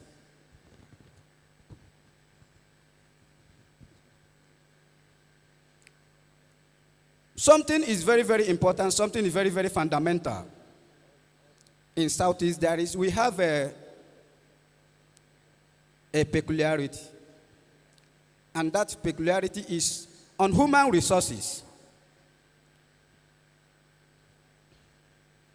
If there is any part of the world or in Nigeria that should have a rapid and speedy development, it should be in Southeast. Because we have the human resources, we have the human capacity. At this juncture, I want to draw a little reference on the rapid growth of Dubai in the Middle East. Dubai took its stride for political and economic growth in early 90s. It was an idea, a dream of a people, a transformation from outlandish idea to economic powerhouse of the Middle East. Southeast ought to be the political and economic power of Nigeria. Today, we experience the loss of human capital flight in Southeast among our youth who settles in Dubai. Dubai that is not up to 3 decades of their economic growth. Now we want to travel there. We want to settle there. What is happening in Southeast?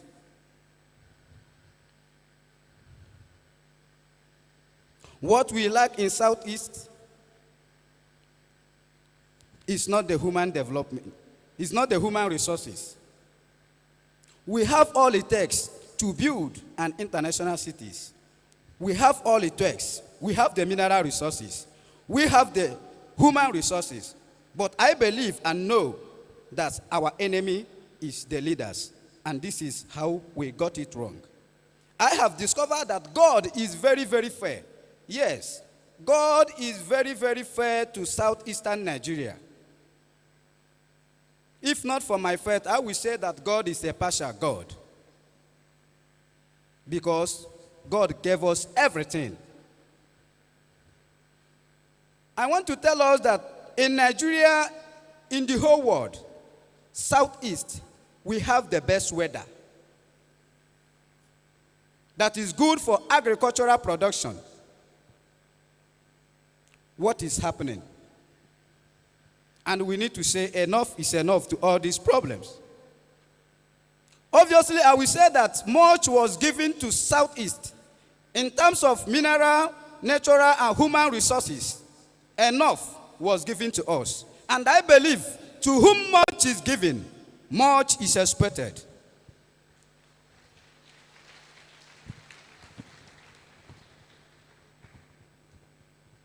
It is a fact in the whole world. When you talk about the great race, the 3 prominent races in the world today, when you talk about the Irish race, when you talk about the Jewish race, and also the Igbo race, we are the most superior. We are the most outstanding people. We are the most peculiar. What is happening in Southeast?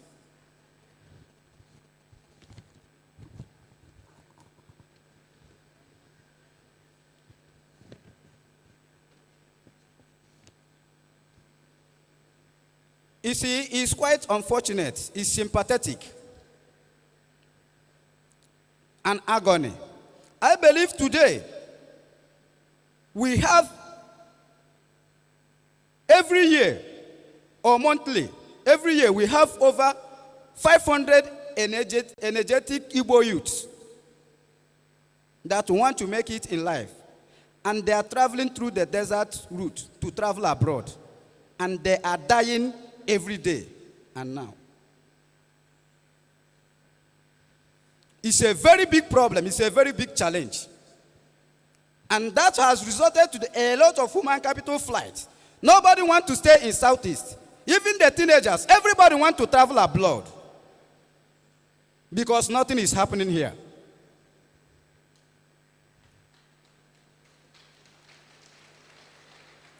A teenager of 16 years asks him, he will tell you that I want to travel abroad.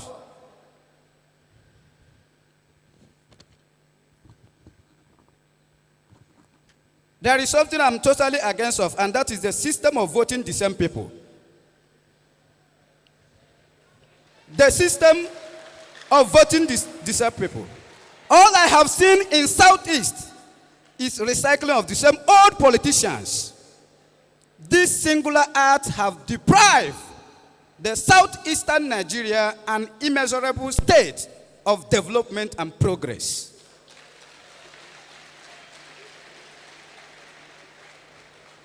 It is unfortunate that those who were at the forefront of the agitation of a democratic rule were sleeping when power was walking naked in Nigeria.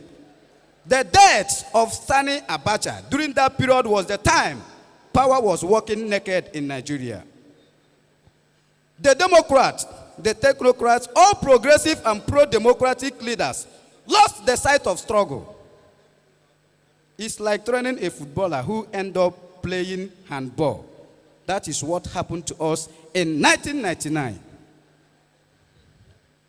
This is how we got it wrong. The military in civilian attire.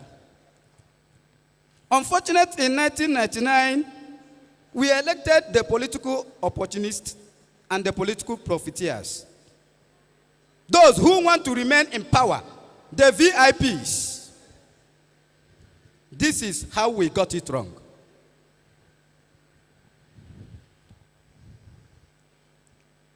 I want to say something. In 1999, we were ushered into a new democracy.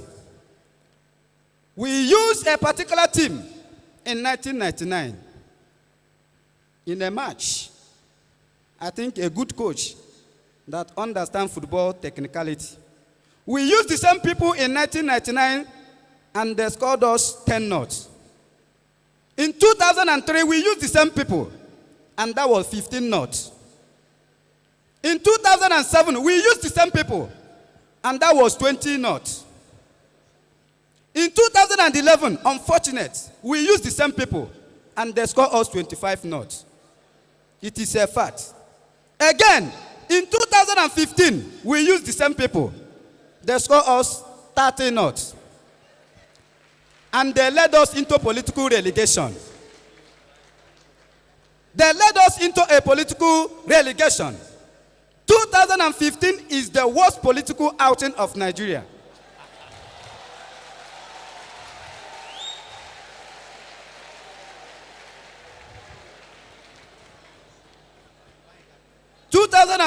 Is the worst political at nightclub. Power is taken at the party house. The youth must join political parties.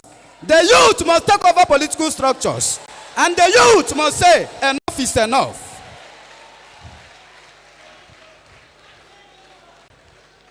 We must shun stomach infrastructure. Listen, let me tell us. You don't bring a revolutionary agenda or a message to someone or a youth that have not conquered his stomach. We need to conquer our stomach in order to take over. Enough of its stomach infrastructure to be used for violence. They should demand for job. They should demand for political empowerment. They should demand for economic empowerment. Enough is enough. Never again will the same people rule us. Thank you. In the political rallies, Thank you. demand for more. Thank you. Thank you, comrade. When they dress you people, it's only to go and sing. They dress you people to sing and dance in a political rally. They don't want to dress our mothers to become senators. They don't want to dress our mothers to become honorable members. They don't want to dress our mothers to become governors. They don't want to dress our mothers to become presidents. They don't want to dress our mothers to lead. Come on, celebrate Ibanyeka. Oh, Ibanyeka. I want to tell our mothers today. Celebrate him. Never again. Never again. Down to the demand for 13%. Our mothers is more than 13%. Kaki no be leather, leather, leather.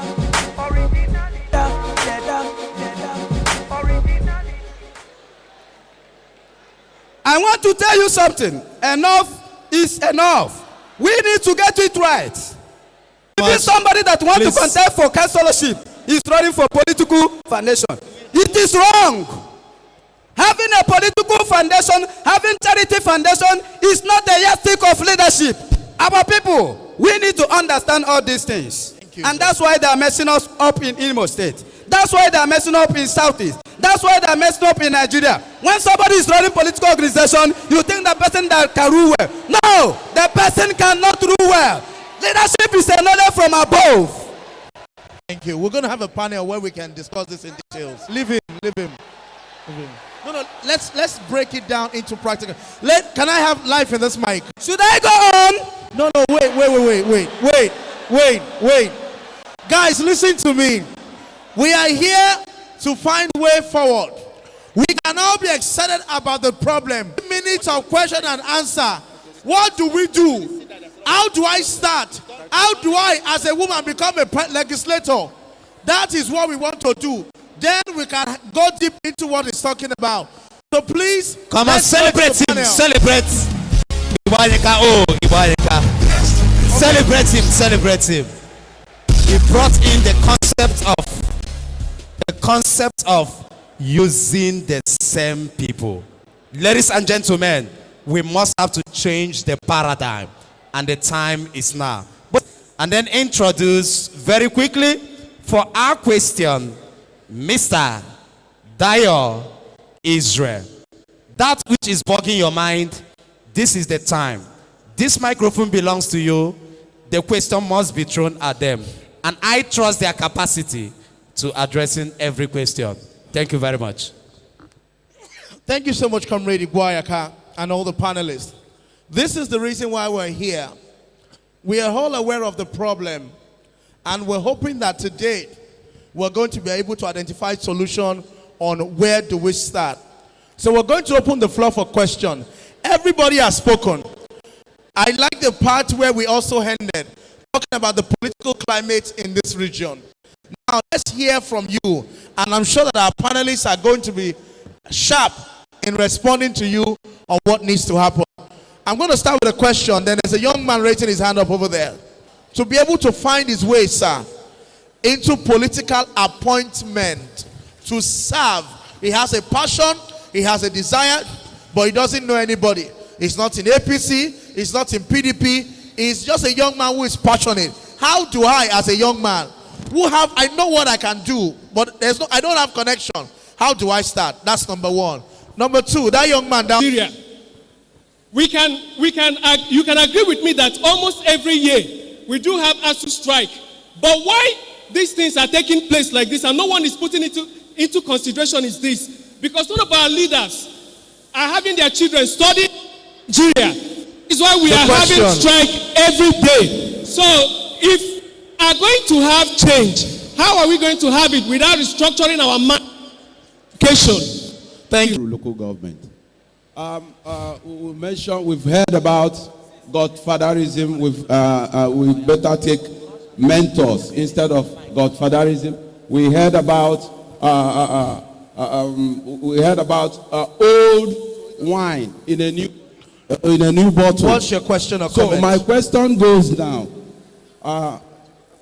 How can the youth take over leadership in the country when the practice of godfatherism is still in practice at a high esteem? Thank you so much. Thank you. Gain popularity so as to man the hem of affairs of a nation.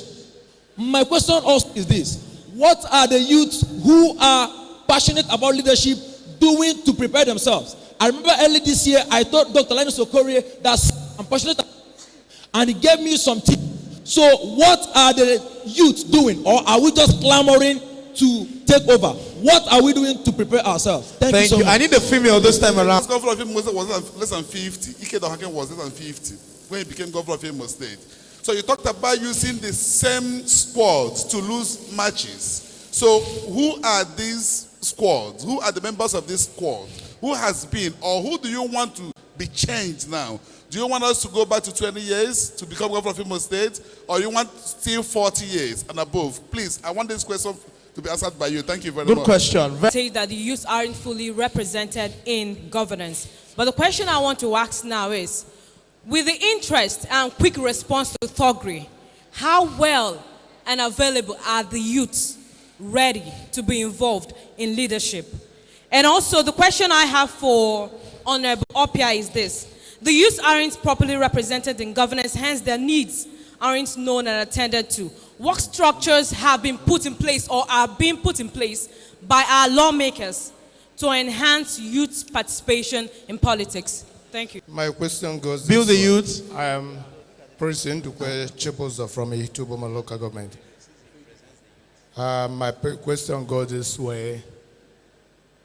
It's all about finance. But before I go into that, I want to correct one impression.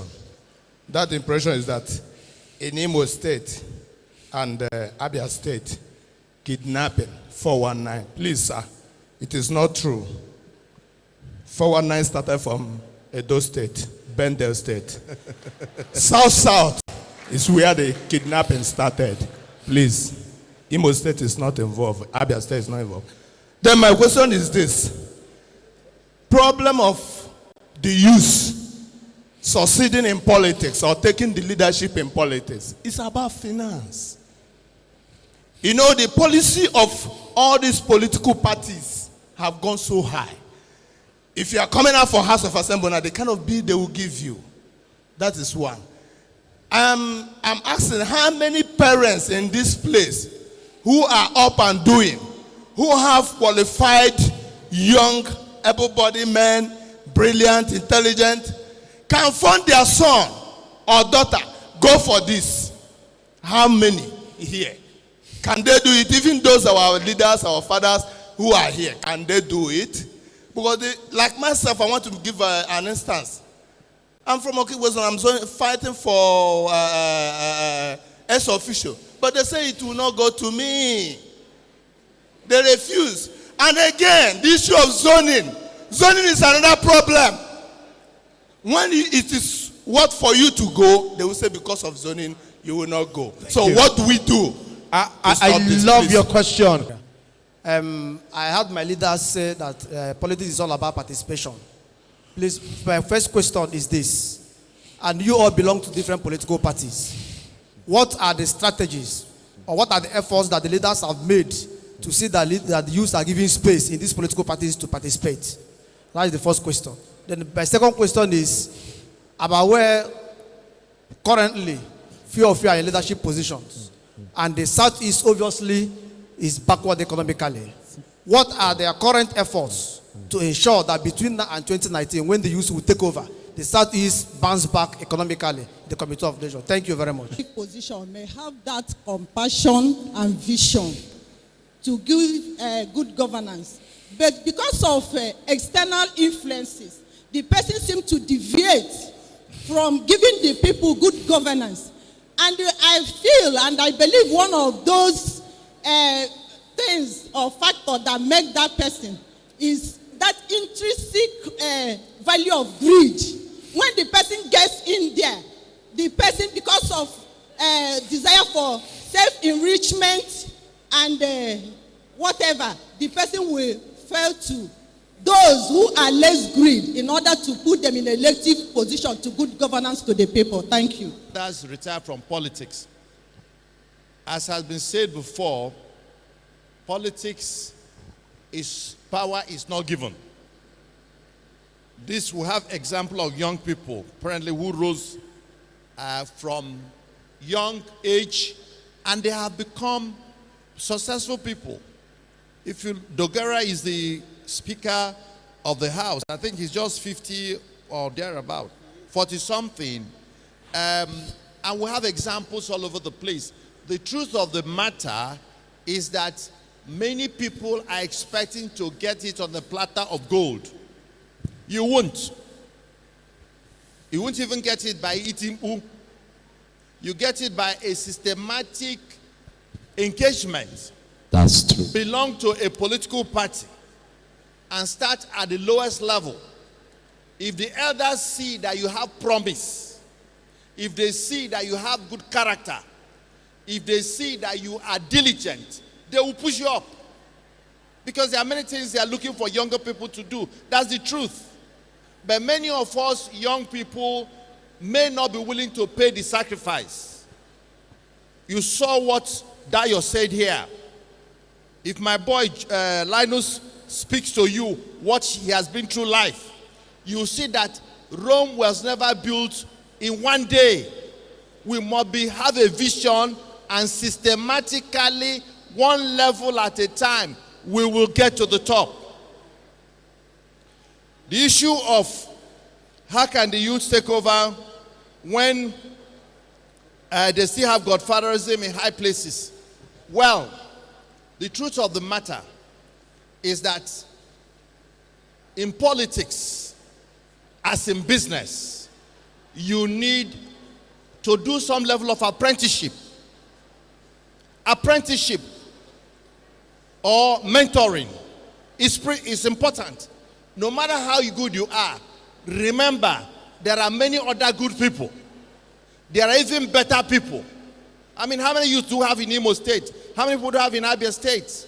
So do not overrate yourself, but try and be the best of what God wants you to be and show up. If you don't attend town union meeting, they will not see you. If you don't attend party meetings, nobody will see you at your local government level, at your community, at your ward. That is the way it happens. My father told me that the cream will always rise to the top.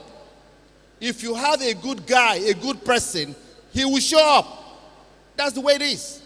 So, godfatherism, we have condemned the type of godfatherism that imposes the wrong people, that forces people to go to shrines, to commit and sign to all kinds of demons, so that when they get to power, they start bleeding the society.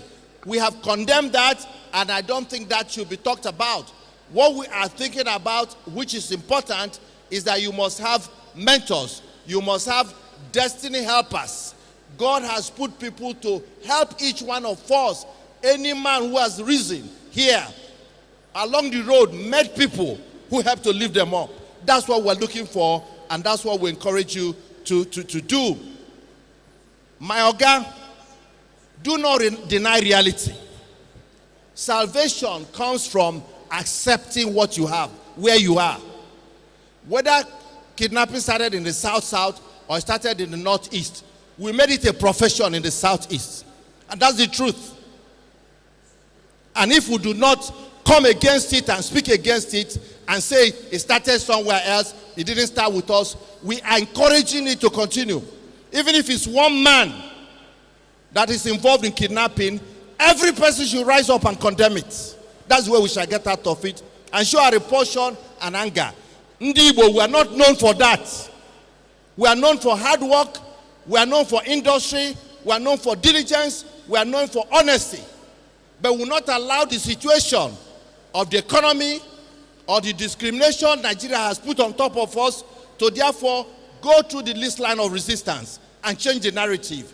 And we are now classified as who we are not. We must change it.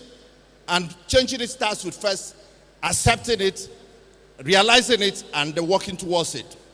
Finally, before I sit down, 2 points. First, zoning. I believe that zoning was established as a way of enthroning equity, justice, and fair play. In every local government, in every ward, in every state, in every community, there are good people. as well as there are bad people. Now, if you left it for the good people from a community that has population, which is the tenet of democracy, the majority have their way. The good people in the minority will never come up. And it will not be fair. So zoning, if it is well carried out, is good. At least at this time of our political development. We shall get the point where we'll have gone past that stage and we no longer bother about zoning and let the best come. Even if the best are from the same mother, let them come. But that will come. It's not yet now. Finally, the lady that spoke about greed and people who have good intentions and good motivation, but then they change. Well, two things here. First is we who are constituents create 90% of the problem for our political leaders. We, the constituents, from the beginning of the election. In America, if you want to be an elected official or politician, people contribute money for you, $5, $10. But in Nigeria, the moment a man says he wants to go into politics, we expect him to have a pot of money. And everybody is asking him to bring. After he has given, sometimes taking loans, sometimes taking IOU, sometimes selling his property. When he comes to the position, we expect him to be a saint, to be a holy man, who will not do anything to recover what he has invested. That's what we do. We cannot eat our cake and have it back. We must decide that we will not demand money, will not demand bread, will not demand rice, will not demand stockfish from our political aspirants. So that when they go there, we can look them on the face. If they steal money, we tell them, why are you stealing money? If they do anything, we can condemn them. But now, many of us have already stolen from them. And when they start stealing, they will have a moral dilemma. I am not supporting it. I'm only trying to explain that we, the constituents, also contribute. But importantly, is that before you elect a man into a position, you need to know his history. Where is he coming from? What positions has he held? What office has he held? Which community has he managed? From his history, you can estimate what he can do. That doesn't give us 100% guarantee. But people who have shown signs of honesty from the little things they have done may have a higher level of resisting change when they get to office. That's the only way.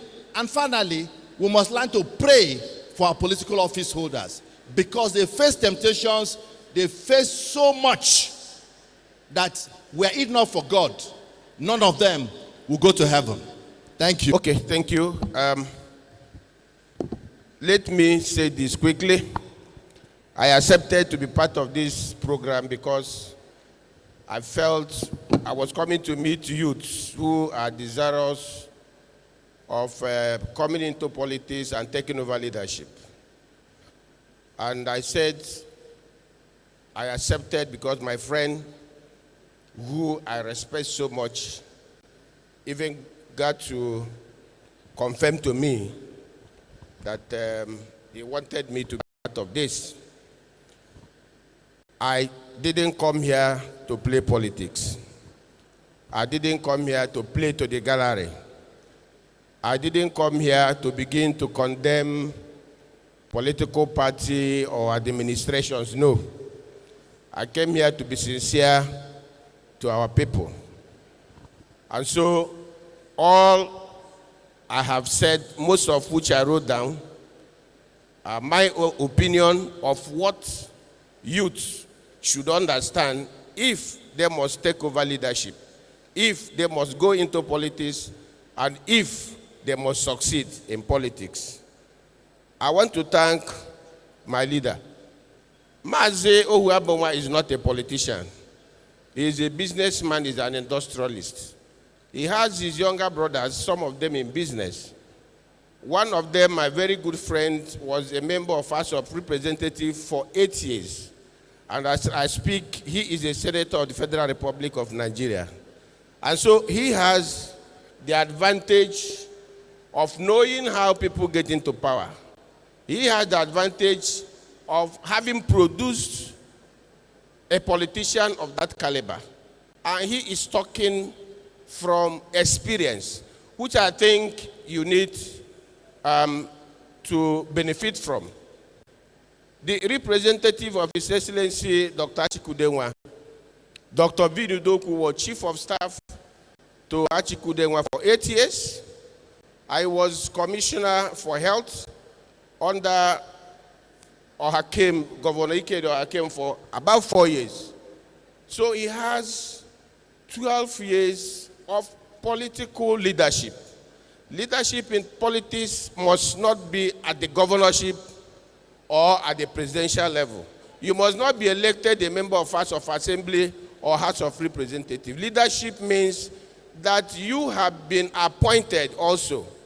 Leadership also means that you have been a commissioner, you have been an advisor, you have even been ward chairman in your ward. You have been a local government party chairman in your local government. That is what I understand that the youths need to do in political leadership. And so I haven't come here to come and say, oh, this administration did not do well, we need another administration. Beautiful. How do you realize that? Is it not what we should be talking about? You don't realize it by jumping up and clapping, where fire, deck on the floor. After that, what next? So that's what I mean by playing to the gallery. We must understand, if we are sincere, if we know why we are here, that there are basic things that must be done. Let me refer to specific questions that were asked me.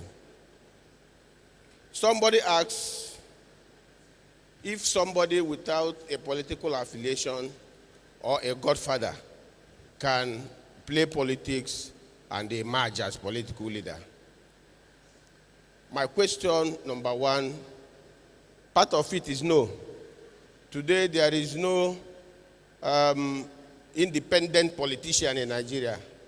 Nigeria is playing political party politics. So you must belong to political party.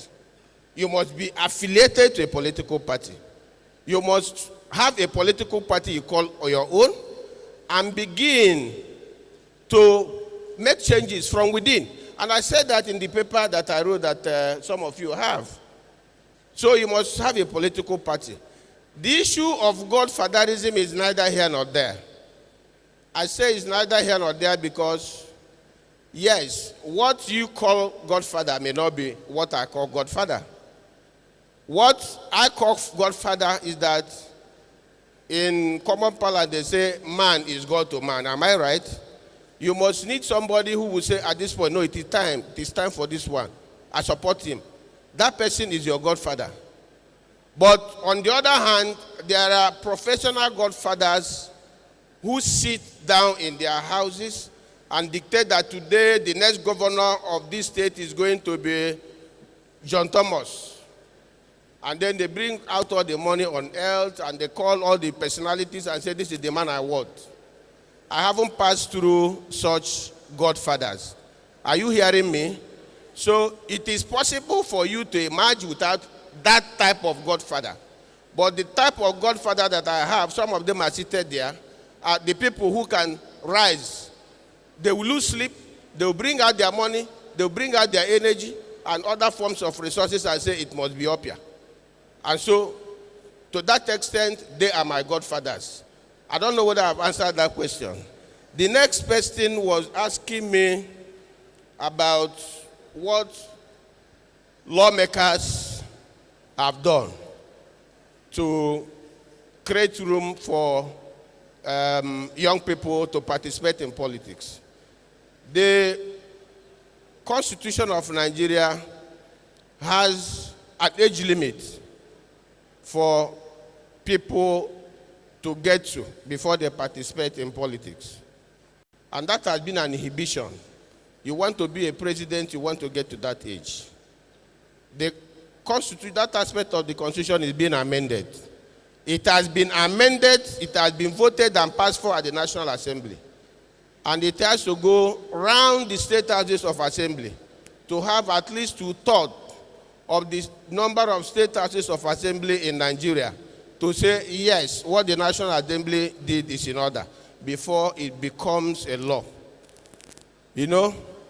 And that is where I have my fear. The state houses of assembly we have in Nigeria today may not have the kind of independence and boldness.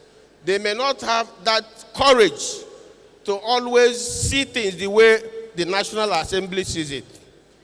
In the year 2010, for instance, the National Assembly amended the Constitution to create financial autonomy for the state houses of assembly. What I mean by financial autonomy is that the state house of assembly has to be autonomous. When they pass a budget, they say Imo State House of Assembly will have a budget of 100 million this year. That 100 million naira is given them month by month without the speaker or members of House of Assembly going to the governor to beg for money. And so that is what is obtainable at the National Assembly. The speaker or the Senate president does not go to the president to beg him for money to pay salary of workers or members of House of Assembly. But in 2010, do you know what happened? We passed, the National Assembly amended that law and sent it to state houses of assembly. For you to be autonomous, you, House of Assembly, we want you to be autonomous like us. We found it difficult to get 2/3 of the number of state houses of assembly to pass that amendment. Can you believe that? So today, state houses of assembly are not even autonomous. It took us real struggle. The governors didn't want that aspect to pass. And so they got all their members. But we did not. I was the Speaker of House of Assembly at that time. And I can tell you that we enjoyed our autonomy and we made the House of Assembly functional. We made the House of Assembly very strong and virile. So I have my fear, but that is what we have done at the National Assembly to create room for young people to come in. Let me add to when he was responding to the quality, what a young man should do. A young man should be able to distinguish himself right from his community. A young man should be able to show leadership quality, selflessness. If you are a young man, all you want to do in politics is to come and grab money, they will know it from your community before you even raise your hand that you want to contest. But if you are this person who is serving the community well, even with your money, they send you on a message, you go and bring returns without asking them for a fund. Very soon they will know that if they send you up to a higher level, you will continue to serve them. That you have integrity, that your yes is your yes, that your no is your no, that you are not dishonest, that you are not a 419 person. There is no reason why your community will not say, age apart, this is the man we want. So beyond that you have money, your integrity is very important. You cannot go far if you don't have integrity. You can have all the money, but if you lack integrity, you have a problem. So develop your integrity as a young man, you will grow. Thank you. Develop your integrity as a young man. Let's celebrate our dear Right Honorable Good Luck up here. Please, let's welcome for the next, the man representing our dear former governor, Governor Udenwa, Dr. Vin Udoku, former Imo State Chief of Staff. The structures in place to assist the youth to participate. Every political party has a program for the youth. Particularly, there is a position in the party called youth leader from the ward to the national level. The youth leader's position is to galvanize the youths. And the party knows the importance of youths in mobilization of the populace and the electorate during elections. That position, if you use it well as a youth, either as a youth leader or a youth participant in your political party, just like his right honorable said, you'll be notified, you'll be noticed. You don't hide.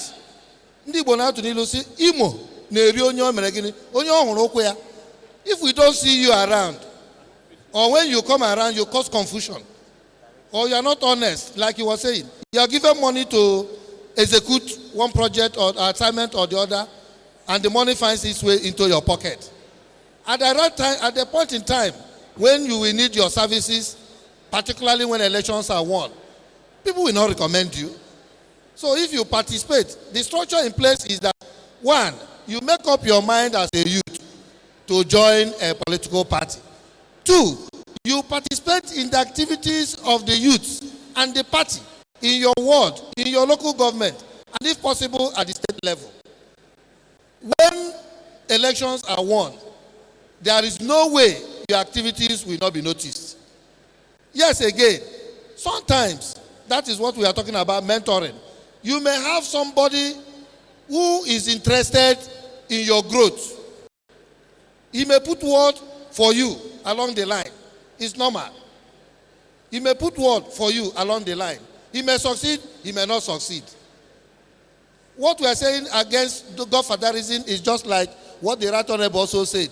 Somebody staying in his house and insisting that it must be this person. And maybe because of one connection or the other, or because of his wealth, he goes through with it. And then whether it's a mediocre that he has given the people, he doesn't care. That is what we condemn. But the issue of mentoring, you cannot go away, you cannot shy away from it. Even in business, you do apprenticeship, you do tutelage. You cannot be a student and a teacher at the same time. Somebody has to coach you and bring you up. Thank you. Somebody has to. Good day once again, ladies and gentlemen. I think let me tackle some questions you people asked. Somebody asked how well and available are the youths to take over. You see, the obvious fact is not everybody or all the youth will not get involved. But some youth will take the lead. And people like us, we have taken the lead. I know here in Imo State some youth that are into participatory politics in Imo State. Now, my sister, I want to tell you something. For example, when we were called upon to revive Labour Party in Imo State, I told some of my friends and youths, and some of them said, Igbo,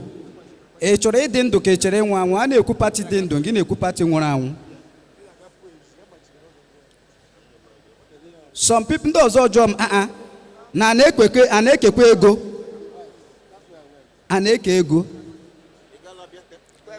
and some of them say they are involved, they want to take actively involved.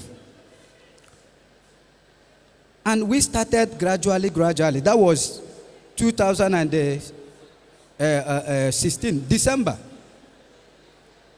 I was the caretaker committee secretary of Labour Party Imo State. We start to build the party. When we take over Labour Party, there is no office in Imo State. There is no office of Labour Party in local government. There is no office at the world level. But I'm a man of vision. I saw the vision. I say, I am involved. How can you be involved in a political party that doesn't have state office and you want to be involved in such political party? But I took the bull by the horn. Today in Imo State, we have state secretariats. We have 27 local government offices of Labour Party in Imo State. Today we have conducted our state congress, AGA and World Congress, and I emerged as the state organizing secretary of Labour Party. Who told you that you cannot do the same? Who told you that you don't have the capacity? Now, I want to tell us something today, that when you talk about leadership, the first thing you look at is the vision and the capacity. What we have here is the politicians that love the already made because they don't have the capacity. Any politician that doesn't have capacity to build a party to blossom, that person is not worthy to hold any political position, because governance and leadership is all about capacity. It's very, very important. Then somebody asks about the age. The age of the youth. Now, I know obviously what we lack in Southeast is sensational leadership. Now, if you are a governor, if you are a senator, if you are a minister, whom are you grooming? Do we have a long-term political project that this young man that is active, let me groom him, so by the time I'll be finishing as a governor, he or she can be qualified even to be a governor, even to be a senator. So the problem here is there is no sensational leadership. So if somebody is about 60 years old or 50 years old, you should have somebody that is early 20s that you'll be grooming to take over from you. It's very, very important.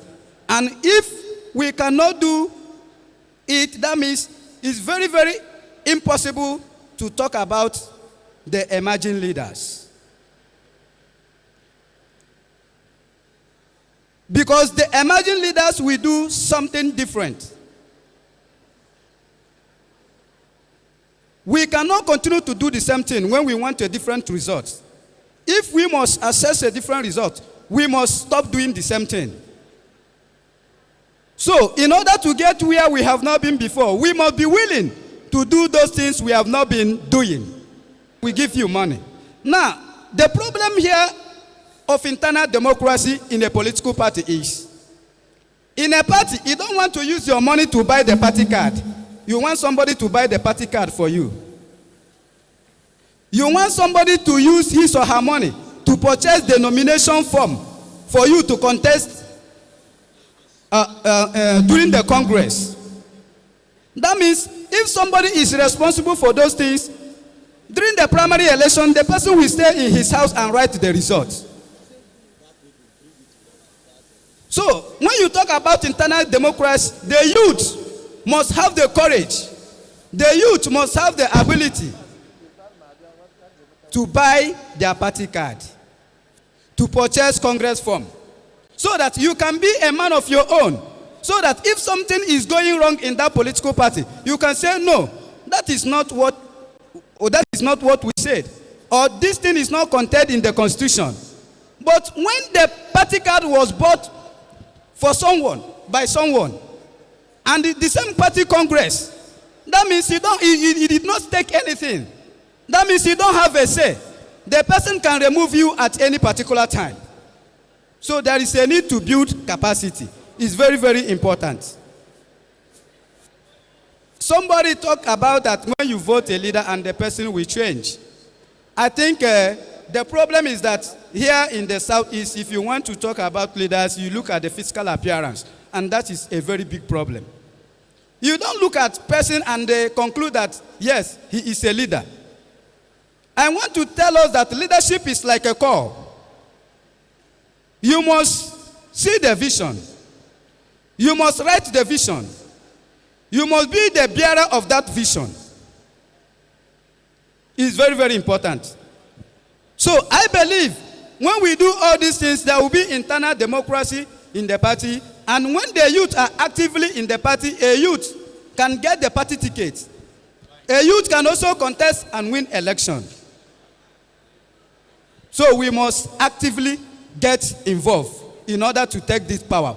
Power is not given, power is taken. Kwame Nkrumah said that, seek thee the political kingdom of God, and every other thing shall be added unto you. We must seek this power by every means necessary. Thank you all. We must actively celebrate Ibanyeka. I'd like to very quickly appreciate every one of you under the sound of my voice, especially those of you that listen very attentively to our wonderful panelists. Please, with your permission, let's celebrate our daddy, our father, the mentor of every one of us. Yes, I'm talking about Mazis Sam Ohabungwa. Let's celebrate the right Please, honorable. a round of applause. Let's celebrate the right honorable. Let's celebrate our Dr. Vil Udoku, and let's celebrate Ibanyeka. Oh, Ibanyeka. Wonderful people.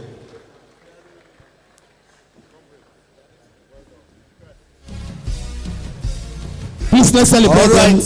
Let's celebrate them. Thank you so much, my DJ.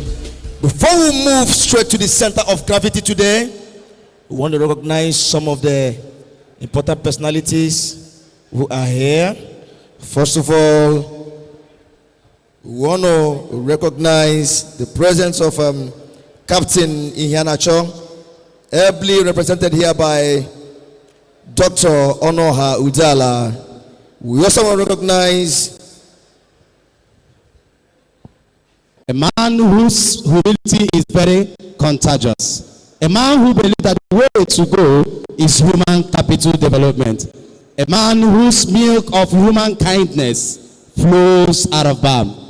Distinguished ladies and gentlemen, your excellencies, with your permission, join me as we welcome with a thunderous round of applause, Sir Stanley Amuchie. Yes. Good Life Foundation. If you want to start, you stand. If you want to clap, you clap. Oh yes, yes. Let's welcome this fine gentleman. Thank you. Please sit down. Good day, everybody. Please, let's clap for the youths, please. Thank you. Thank you. Please sit down. First, I want to thank the organizers of this program, our youths. You left everything you had to do today to be here. I want to thank our Imo people for the level of hospitality that everyone here has enjoyed leadership. And I've listened very carefully to most of the speakers here, and I've taken copious notes of most of the issues that have been discussed. Leadership, as we all know it, is a very topical issue in all climes and spheres of life, because without effective leadership, there is no vision. There's no sense of direction, and hardly can success be achieved in a group, in a society, or in a nation. I therefore commend the organizers for stirring our conversation and discourse on effective leadership. More than ever before, I believe with us, we see vacuum, we see space that needs to be filled by those who have the interest of the people at heart. Whenever I take trips around, it's normally for work. And I'm very, very happy to be here today to listen to all the discussions that have been going on. Most times I always sit down, all I see, a lot of numbers here and there. That's my work. I deal with numbers a lot. But today I'm here discussing something that pertains to all of us, things that I believe will need to move us forward. I also take time out to listen to youths, because I strongly believe that you will shape the future of our businesses, communities, local governments, state, and the future of this country. If you notice, I said, I strongly believe that you will. I'm not saying you may, because I know you will. So I'm going to speak for a few minutes on who a leader is, the steps to leadership, and most importantly, what role I believe the young men and women have to play in leadership and governance in our state and Nigeria. However, before I do so, I would like the state to state some facts I believe every young person should take home today. First, youth leadership is important for the future of the community and the country. When we don't have youth leadership, it means we don't have next leaders. It also means there's nobody in line to take over from those who are in leadership today if they retire. Therefore, it is very important and wise for us to begin to cultivate the next leaders of this nation, this state, and our communities, so that that void will not be created at any point. In Nigeria, we say we have a population of 180 million people. And it's always very important to define when we talk about youth. Youth. Who are these youths? That's the question. There is no consensus on age or the range of age that you call a youth. But the African Youth Charter defines youth as every person between the ages of 15 and 35 years. In Nigeria, with a population of 180 million, it is critical for you to understand that according to the United Nations and our own census here, 65% of our 180 million population are under the age of 30. This means that we have, out of the 180 million, we have about 100 million young Nigerians under the age of 30. I believe the percentage spread applies to our population here in our state. So what does that mean? That out of 180 million, close to 100 million are youths. Then why do we say we cannot take over and do things in our own nation? So what does this mean for our young people?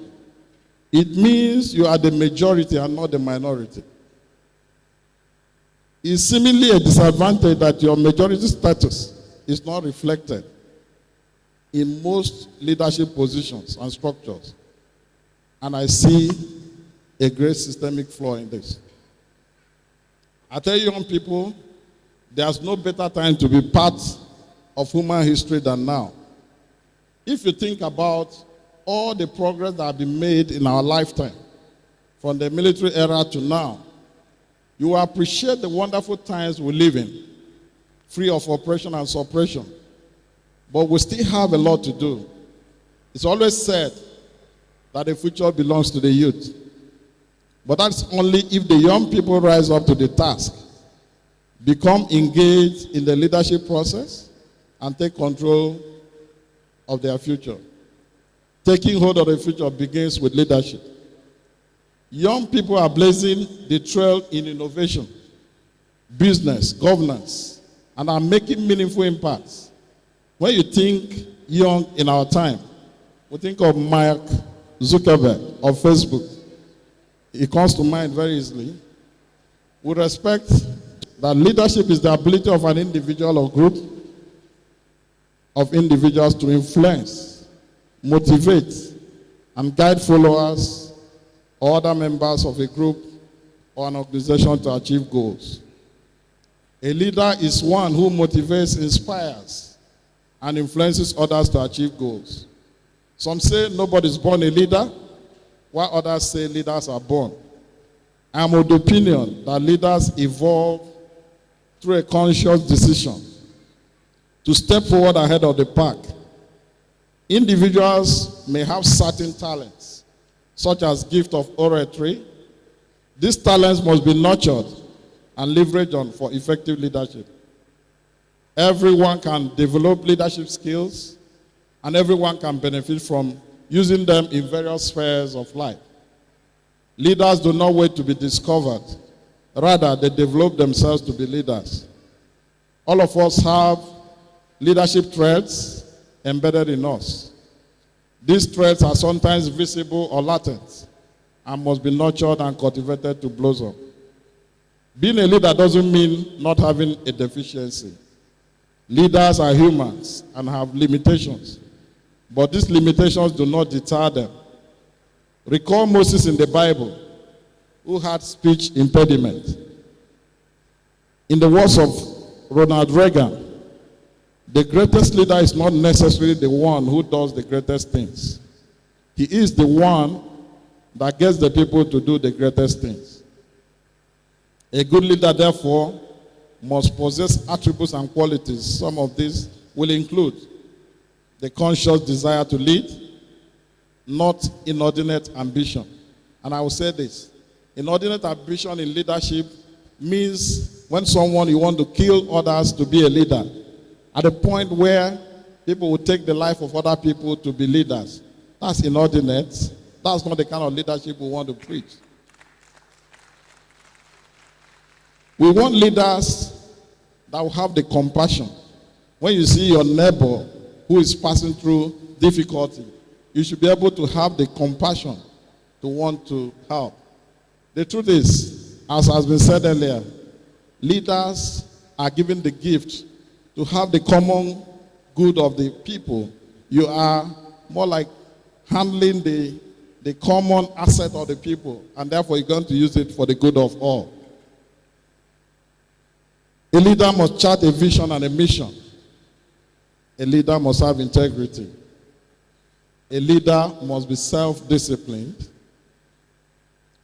Other leadership qualities will be vision, courage, humility, strategic planning, and focus.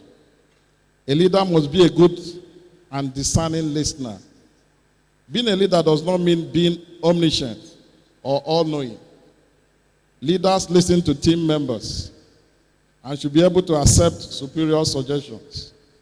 They are open to ideas and forge consensus when necessary. My boss once told me this, that people don't resign from their jobs. They resign from their boss. And who is that boss? The boss is the leader of the team.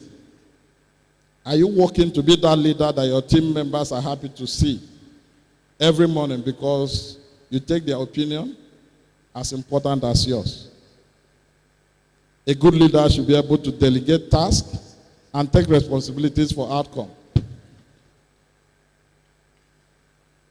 For you to be a good leader, you must take on more responsibility. Do not bother about who takes the credit for the task. Have your eyes on the big picture. Inspire others. Be the one that positively impacts team members and bring out the best in them. Keep learning. The importance of continuous learning cannot be overemphasized. Have mentors. Study your mentors. Read books written by your mentors, if any. And these are my final thoughts here. Youthful energy is an asset that must be harnessed for productive and not dissipating, complaining or indulging in vices that are destructive. Young people crave purpose and outlets for their creativity. They dream of leaving their unique contribution to history. They utilize their strengths and interests. Their passion is a powerful force. Like fire, it can spread quickly, sometimes without purpose, and in every direction, dying out after a spectacular show. However, a steady fire, nurtured consistently over time, can provide light and heat, used as a guiding signal or to cook the food that nourishes our bodies. In the same way, the passion of youth can be utilized for greater accomplishments when guided by an inspiring vision, universal principles, and shared values. In order to raise citizens who contribute to the greater good of their nation and world, societies must raise youths with a purpose rooted in living for the greater good and values that help them. navigate through the complex challenges in life. Imparting moral leadership qualities in the youngest members of society assures that their future decisions will be based on principles and values that uplift God-given human rights and freedoms. This in turn promises stability, not only on the social level, also economically, as the global market begins to base its demands on universally accepted ethics. The fire of passion in youth is bright. However, it must be nurtured consistently over time, maintaining an attitude of determination and strong sense of purpose, or the flame will die off. It can be difficult to achieve alone. A lone star in a dark sky may capture all the attention of those watching below, but the effect pales in comparison to the magnificent spectacle of a sky covered in a galaxy of brilliant stars, all lighting up the night. When we find common ground on universal principles and shared values, we can light up the darkness together. Youths are leaders of tomorrow, we often hear. We said that yesterday. And if you remember that when we said youths are leaders of tomorrow, the tomorrow of yesterday is today. So what that means is that when we are saying youths are leaders of tomorrow yesterday, and we're here today, that means youths are leaders of today. So we need to take what belongs to us. Those involved, most especially in the process of how political organizations pick the leaders whom they present to us for elective positions. Do the right thing even when no one is watching. Choosing a leader is one thing. The key issue here is, who do we choose? And what are the qualities of those persons we choose to lead? You recall I mentioned earlier that the 100 million young Nigerians are the majority. Good. You must understand this in order for you to turn the tide of leadership in your favor. At every level where you can influence emergence of the best amongst you. There seems to be this notion that young people base their understanding of leadership on a sense of entitlement. I would like to say that no one gives you a leadership role or portfolio of responsibility if you haven't earned it. It hardly happens anywhere in the world. You either equip yourself with how to emerge as one. However, you must get involved in a process, either at the workplace, government, or foreign organizations, at strategic critical stages, and make meaningful contributions to the society. Without getting involved in the process of making meaningful contributions or showing capacity for responsibilities, solving real-world difficult problems, motivating others to be the best they can, the chance for emerging leaders in the group remains minimal. Young people must not think that they do not have a chance at leadership and stay away. That's why we say, use your social media, be constructive and positive. Let's talk and communicate with each other, and let's communicate the right things. Time is gone. When people wake up, you wait for people to give handouts. When they give us those handouts, at the end of it, they give us handouts and disappear from our presence after 4 years. When do we have to, do we have to continue with this level of handout? When I see young people, very brilliant people, who went to school, studied, and they're out there, no job for them, it's very painful. But I know that by God's grace, things will change, and this is our of them, and our state will be better. The late Governor Kennedy of America once said, it is a revolutionary world that we live in, and thus it is young people who must take the lead. So I strongly believe that because we're in the era where the world is borderless as by the speed of sharing information, you have got the world at your fingertips. And you, the young emerging leaders, can change it for the better. Be the leader you desperately crave and want to see. Start from your immediate sphere of influence, family, circle, friends, religious groups, As John Lewis once said, if not now, then when? So let's start now. We can't just wait any longer. This is the time for us to make the that our parents, forefathers, and past generations would have never imagined can happen. And I say this, I've had a wonderful experience of working with a team of young men and women in this house. The wonderful members, ambassadors, and coordinators of our foundation, the Good Life Foundation. What are we set out to do here? We just decided to get young people who are passionate, who want to make a change. These are people who go around all parts of the state to preach, looking out for the next person, look out for your brother, let's do the right things.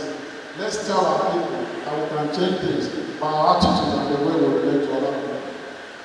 Nobody, no leader or nobody are falling from heaven to be, to serve the people, or that the people are just dropped from heaven. We are the ones to make that change. And as all of us are gathered here today, let us live here with the mindset that we can make the change we desire, both in our community and the state. Let's step forward and be the leader you want to be in your small environment, your small family. And I believe that by so doing, we can change the tide in our community. I thank you all and God bless you for working with me. Thank you very much. Sasani Abuchi, the president and founder, Good Life Foundation. If you are clapping, please clap for them. We believe in your vision about the youth. We believe in your philosophy about the youth. We believe in you, sir. I'd like to very quickly recognize the president of Ohanes Ndibo Youth, Imo State, Comrade Kingsley. You are highly welcome. I also like to welcome the chairman of the National Youth Council of Nigeria, Imo State chapter. Welcome, sir. Ladies and gentlemen, please help me celebrate especially the president of Good Light Foundation and the person of Stanley Amushe. Please give him a special round of applause. Now, this event is to create a movement for young and emerging leaders across the country, the various regions. We had this in Lagos. We were going to go to Enugu. That was the state that beat for us in the southeast. And then Mr. Stanley's team says, I want it for my people in Imo. And it gives us all the reasons to come here. And I can tell you, we have not regretted coming down to Southeast. Can you please help me celebrate him? I remember we had a meeting in his office in Victoria Island, Lagos, to draw the roadmap of his whole agenda. And he said, whatever Good Life has to do, he needs to work with you to make it a success. We're going to Calabar next week. We're going to other places. But he said, Imo, we will make sure that Southeast stands still. And please look at your back and see the beautiful turnout and the great event that we have had. To the glory of God, the support of Mr. Stanley, and the effort of everybody in Good Life Foundation, from Chioma to First Choice to Uche and everybody, and Stanley Jr., everybody that he has been able to raise to be part of this team. Please help us celebrate him once again. We're very grateful for Good Life Foundation. You can sit down, sir. Let me announce very quickly that if you're interested in collecting the certificate of participation of this event, it's a national event holding across different regions of our country. There is a certificate of participation available for you.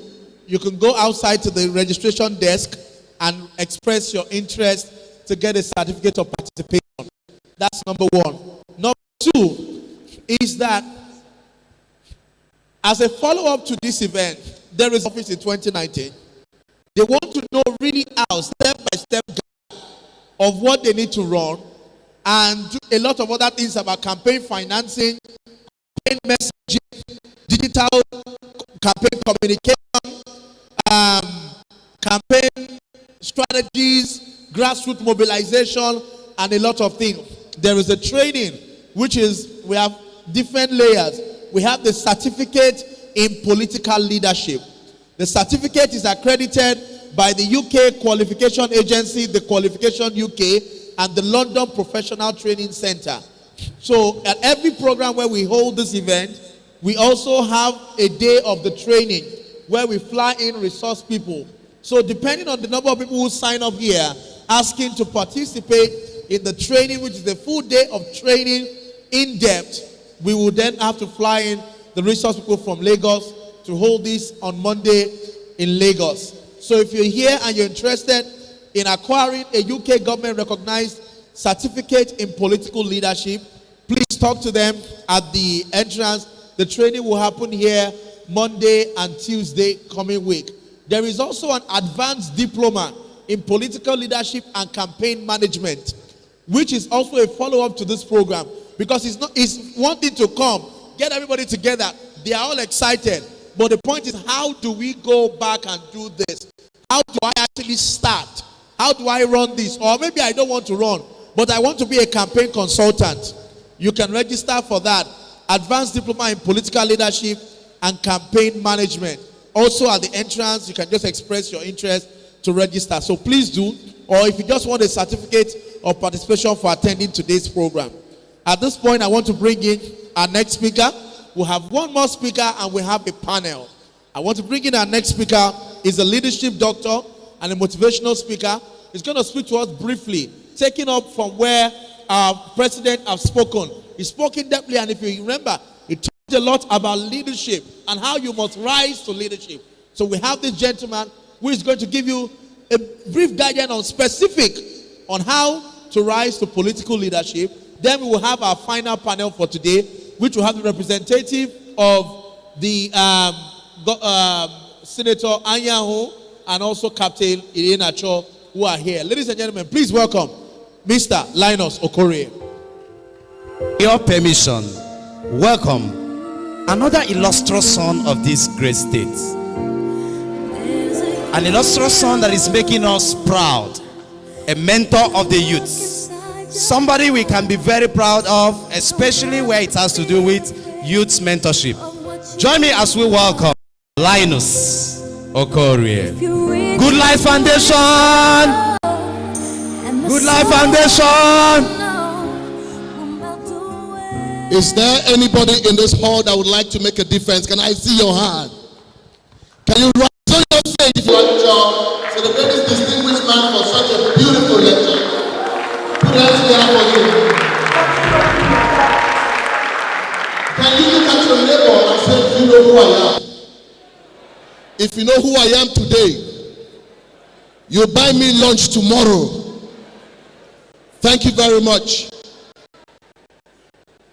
And a college student of the university. I had just finished from Government Secondary School, Owerri, as senior prefect. And I was entering Imo State University at the age of 19. I floated Guardians of the Nation International Godney, the leadership organization that I'm running today, 24 years at a stretch. As a son of Imoland, I stretch myself beyond limit. In no short a time, this country has never remained the same.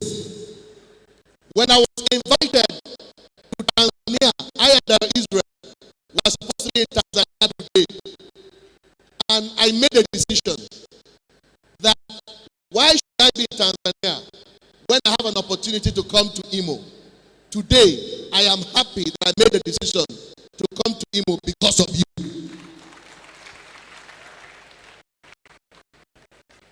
So what I'm going to be talking to you about today is very simple. Everybody seated here today, you are an asset. You are not a liability. The thinking for many years is simply that young people are liabilities. That's why they treat you the way they treat you. The young people of the country, the young people of the world, are not liabilities, assets. And because you are assets, you make a difference as an individual. So what I want to talk to you about is understanding self-awareness for political rights. Self-awareness. Self-awareness is what makes a difference. Anybody seated here today, you want to be the best you can ever be? It is your choice to decide today to say, I don't want anybody to treat me in a way that is not nice by throwing money at me. When somebody throws money at you, what it's telling you is that you are worth nothing. And anybody who collects it says, I'm worth nothing. You must stand for your community. Let me tell you why. Imo State, Nigeria, for many years, we have been deprived of an opportunity for prosperity. The young people of our state and country, it looks like all what we do is complain. Complaining doesn't take you anywhere. What takes you to progress is a decision. My belief is that at the end of this short session, a lot of you will decide to succeed. I decided to succeed despite the odds. You can decide to succeed. And one of the major ways you can decide to succeed is, can you close your eyes and have a vision to say, in the next 5 years, 10 years, what can I become in this country? What can I become in the state? And it is clear in your eyes. You can see it, you can feel it. And you write it down. And you start now to invest in yourself.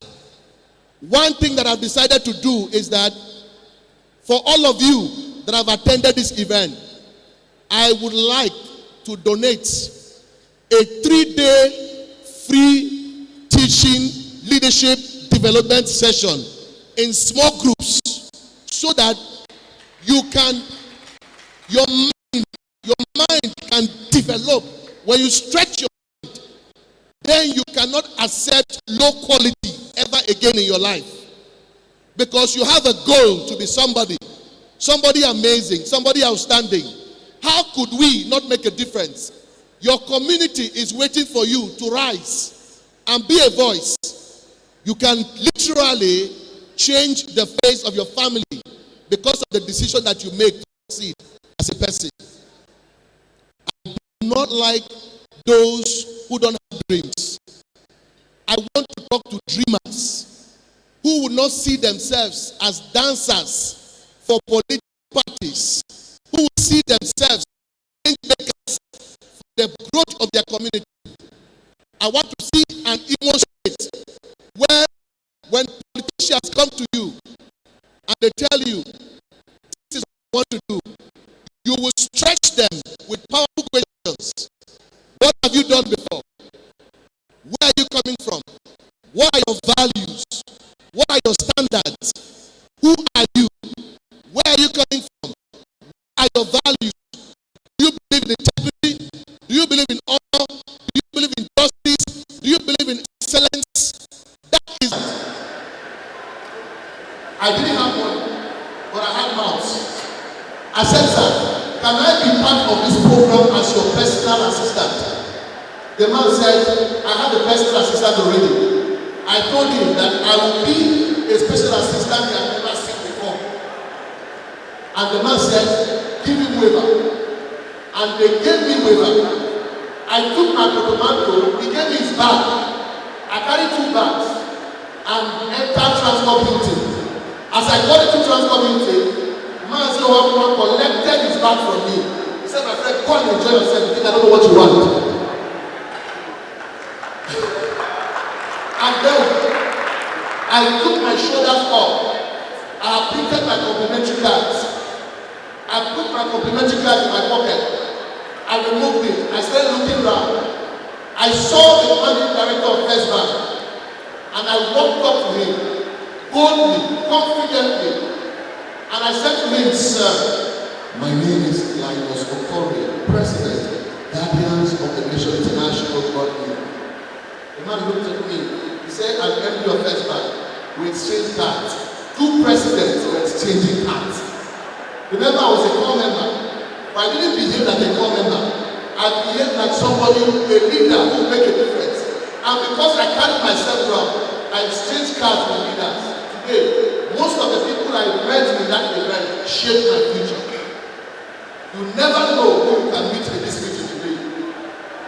For those of you who think because I don't have money, I won't come and introduce myself. When you learn how to carry yourself with integrity, with vision, with honor, with a sense of purpose, what happens to you is that your goals change, your association change, the quality of the people that you meet will change. So, is there anybody here that would like to make a difference today? Is there anybody that wants to be the best?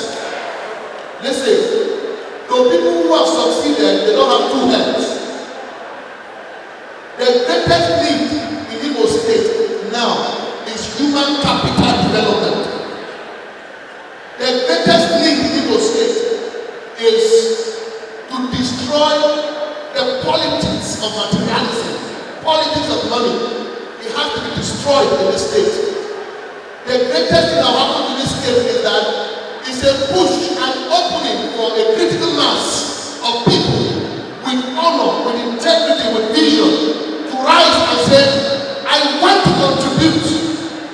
I am in charge of my community. We don't need your money. We need your vision. We need your service. We need your capacity. If we do that in this state, do that in this country, our state will develop like never before. Trust me. The secret is, what is your vision? Who do you associate with? Who do you associate with? If I take my phone right now and just Google, I want to be the best, information will come out on social media and I will read. And when I read the information, I can be the best I can ever be. How many of you have spent 2 hours per day just developing yourself? 2 hours every day. Take a book. Go to the internet. Google something and enrich your future. You don't need anybody to help you to succeed. You need yourself to help you, to push yourself beyond the limit.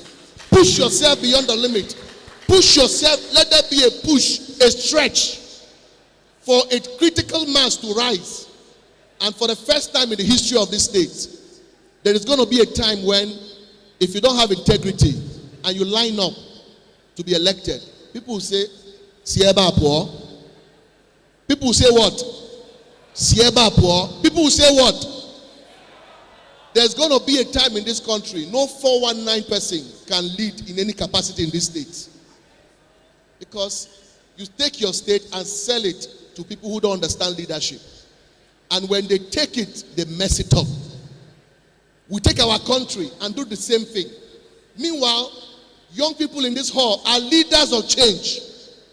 Change makers, transformers, change agents, change drivers, reformers. That's what you are. Nobody should give you less.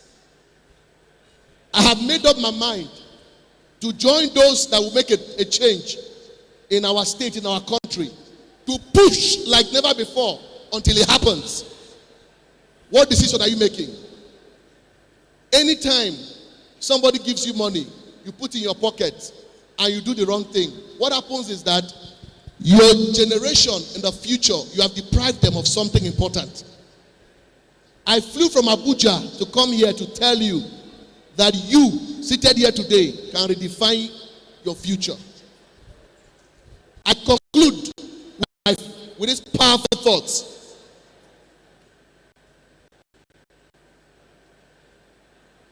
You can't give what you don't have. You cannot do what? Give what you don't have.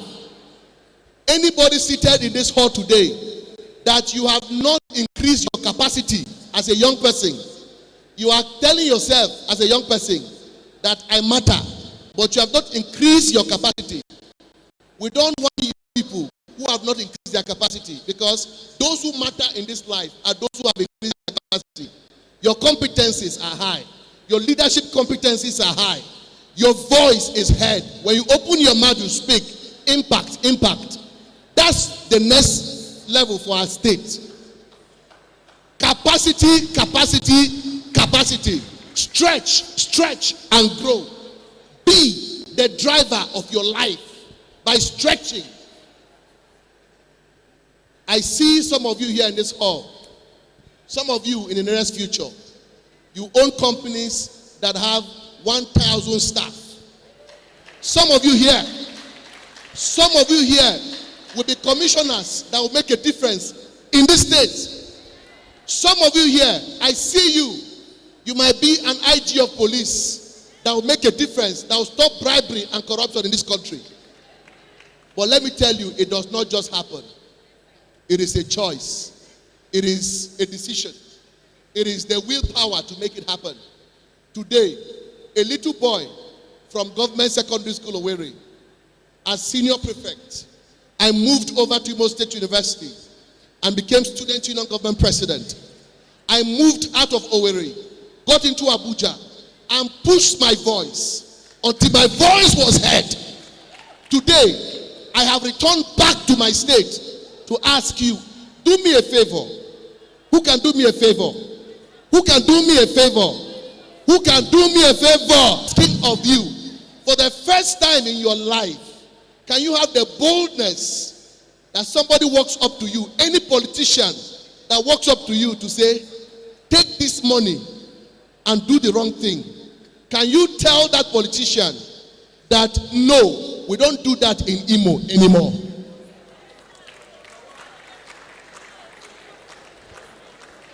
Can you do me another favor? Can you do me another favor? When politicians come and tell you that only the big political parties win elections, tell them that it's not true, that Nigeria is changing, that anybody with an idea, with vision, with integrity, with honor, accept as many as possible in this hall, in a small room.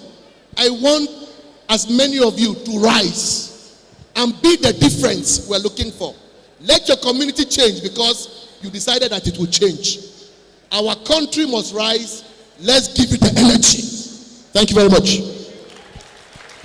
Come on, let's celebrate one of our own, Dr.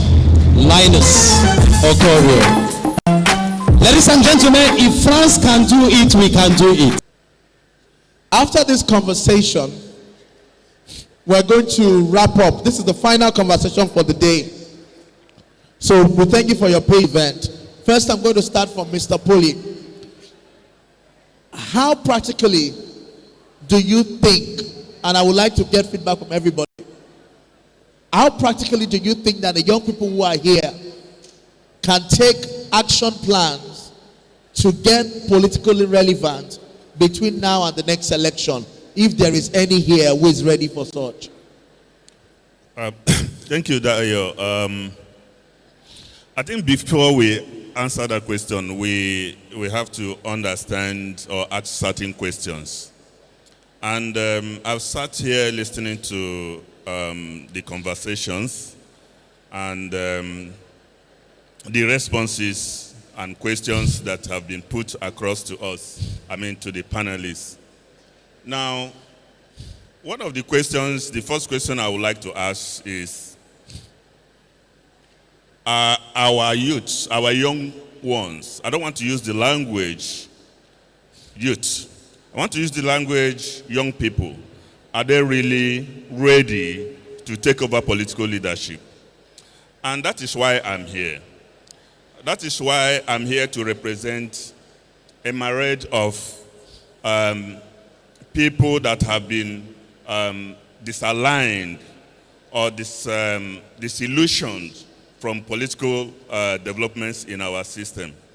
And that is why I'm also here to represent a group of people whose interest is to galvanize good democratic governance, credible and qualitative leadership for our state, 2019 and beyond. with 24 years plan, development plan. And when we talk of credible and qualitative leadership, what do we mean? What we mean is that we are looking for a technocrat.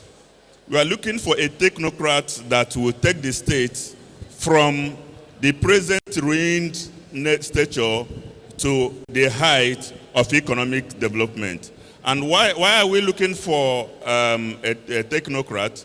We are looking for somebody who will look at the Arabs and say, I am selling the sands to you, I'm selling the dust to you, and they buy it. These are the people we are looking at. And to go straight to your listen, the youth should start asking relevant questions, and when they start relevant questions, they are giving me the impression that they are ready to take the leadership, political leadership of our state and our country, and I will explain that when we get further. Mr. John Bosco, do you agree that young people or the state and the women are ready for a non-politician to take over the affairs of the state? The answer is yes in affirmative. Because we must instill in the youth the need to be positive. Positive thoughts begets articulate action. If you don't say you are, nobody will say you are. Now, that question is very critical. We are not in a marketplace. We are in a highly competitive world. Taking our state, for example, do you know whom you are? Have you ever asked yourself, who am I? What have I been fed or given in this state or in this nation? Is what I am getting, am I getting quality? Am I satisfied with what I'm getting? What do I want? Do I, can I make a difference? If you are not satisfied with what you are getting and you want to make a difference, quote and unquote, you must be that has come to ignite that potent molten magma inside you that will give you the strength to say, I am ready. And I say, we are not in the marketplace. Now today, you ask yourself, because if you're ready, if you have capacity, you must be thinking constructive analysis of events, how it happened. Now, are you going to do a constructive decision on how you want events to come by? Because some other people have said, if you do the same thing, the same way and get the same result, how else are you going to do it? This is your time for critical thinking and critical activities. If it is now, as the time frame is short, the political parties have already grouped, have started up. Ayika was saying he's part of a just Labour Party, and she had told you what he's doing. Now in other parties, what are you doing as a youth? If you are ready, which I say we are, start somewhere. Are you registered as a person? Do you have your voter's card? Have you thrown it to the trash can? Has somebody collected your code to now make you a useless person during the voting day? If this is our country, if we have a constitution, have you taken strength from what the provision of the constitution have said? What have you told your representatives in those political parties as at trying to make laws that is enabling, that can take care of you? Where have they gone wrong? Have you taken placards at certain times instead of acting as hoodlums or causing confusion within the state? Have you taken time to make inscriptions on papers, boldly written, carrying it? If it is deprivation from political office, you take it to one political party and without making much noise, you put it up. The press will take it and they will take your advice away. If you have things that is bothering you as a youth, somebody said here in this crowd that he wanted to contest, and they say it has been sold. The other person say he wants to contest. They say you are not up to. Have you called your people to make inscription and take it to any political gathering that can take your problem or your concern to the people? Please, this is the time. There is no deferment to your choice. Say that today is your day, not tomorrow. I have a mentor who will always say, you are part of your problem. That is to say, today in question, what have you contributed or what have you done as to get the type of government we have that is already here now? Whatever you have, whether plus or minus, what role did you play? Are you ready to play that role again? Do you want to listen to rhetorics? Or do you want to be actively involved? Please, this is your time. The youths are ready. Take up the conflict. Be optimistic. Thank you. Thank you so much. Antonio, do you think that it recognize the presence of Chief Dr. Nando Leba, Dr. Mr. Lebaran's husband, who is also here? Please help us celebrate him. Thank you so much, sir. Can the people at the back come to the front? Please, let's move to the front. This is our final panel, and there are a few things I wanted to get down. Okay. Back to the last question. And I will get your opinion, and I want the right members' opinions. The current political structure system, and I know you're part of that system, sir. Is it accommodating for young people that want to get into public office? And will the option of the independent candidates be useful for them at that level as an alternative to the strong structures and requirements of the political system that exists? I think my personal opinion is that it will. But the fact is that are the young people going to support their government? That is one critical fact that we have to examine. Are they ready to support their government? The young people are still running around those that kept them standstill in the political arena. They are still running around the people that plundered and pillaged their common patrimony. Are they ready to say, if somebody of their age, somebody of the status that we are looking at comes out today to say, I want to contest for either as an independent candidate or as a sponsored political party candidate, are young people ready to support you? Now, let me tell you what the issues are. The issues are that our young people should know that our money don't do. Our money don't do. How? Now, there is this abracadabra in the political arena, especially here. Very soon you start seeing people, them eating corn on the road, dancing, carrying babies, crying around the road. And I want to ask young people, can this kind of characteristics of a human being determine who will be a good governor? Can it determine who will lead you aright? Are you addressing somebody now? No, I'm addressing the politicians generally. I'm not addressing anybody. This is what is happening. Again, you find out that coming out to impress people with words, with just talking no emotion, no motion, it cannot guarantee good leadership. And that is why our organization, the One Network, a non-partisan organization, is looking at credible and quality people who are technocrats to do that. Let me tell you one thing. And I want to ask the youth. In 2015, you collected 1,000 naira, 500 naira to vote. Are you still eating that 500 naira and 1,000 naira? Are you still eating it? Okay, they are coming again for you. And let me ask our mothers. They gave you uniform in 2015. The uniform you are wearing today, is it the same uniform you wore in 2015? Are you still eating that cup of rice that they gave you? I think this paradigm shift is now. The paradigm shift will be now from 2019. If our young people like to hear the truth.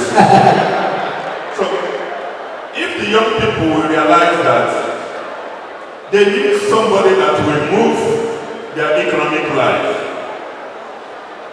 from 2019, they have to drop all those bad characters that led them to where they are today to what they should be in 2019. And let me tell you, Dayo,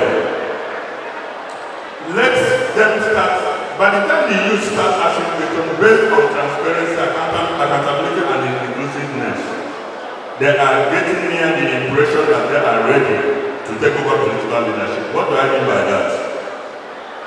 When the youth start asking that for 6 years down the line there's no local government election in their state, and all the roads leading to their communities are not motorable, and they start asking, where has the money that came to the... The only thing that people began was by far Nigeria, but when the voice was recruited, it's not as if Amenchi and the PK and the people had a meeting on our population. He was the student union president, the first university of science and technology for Happen. So the students who participate gain experience from the student movement, and they can translate some of them into the wider politics if they are actually reading and knowing the history and how to put it into form. Thank you so much, sir. I feel like engaging in more.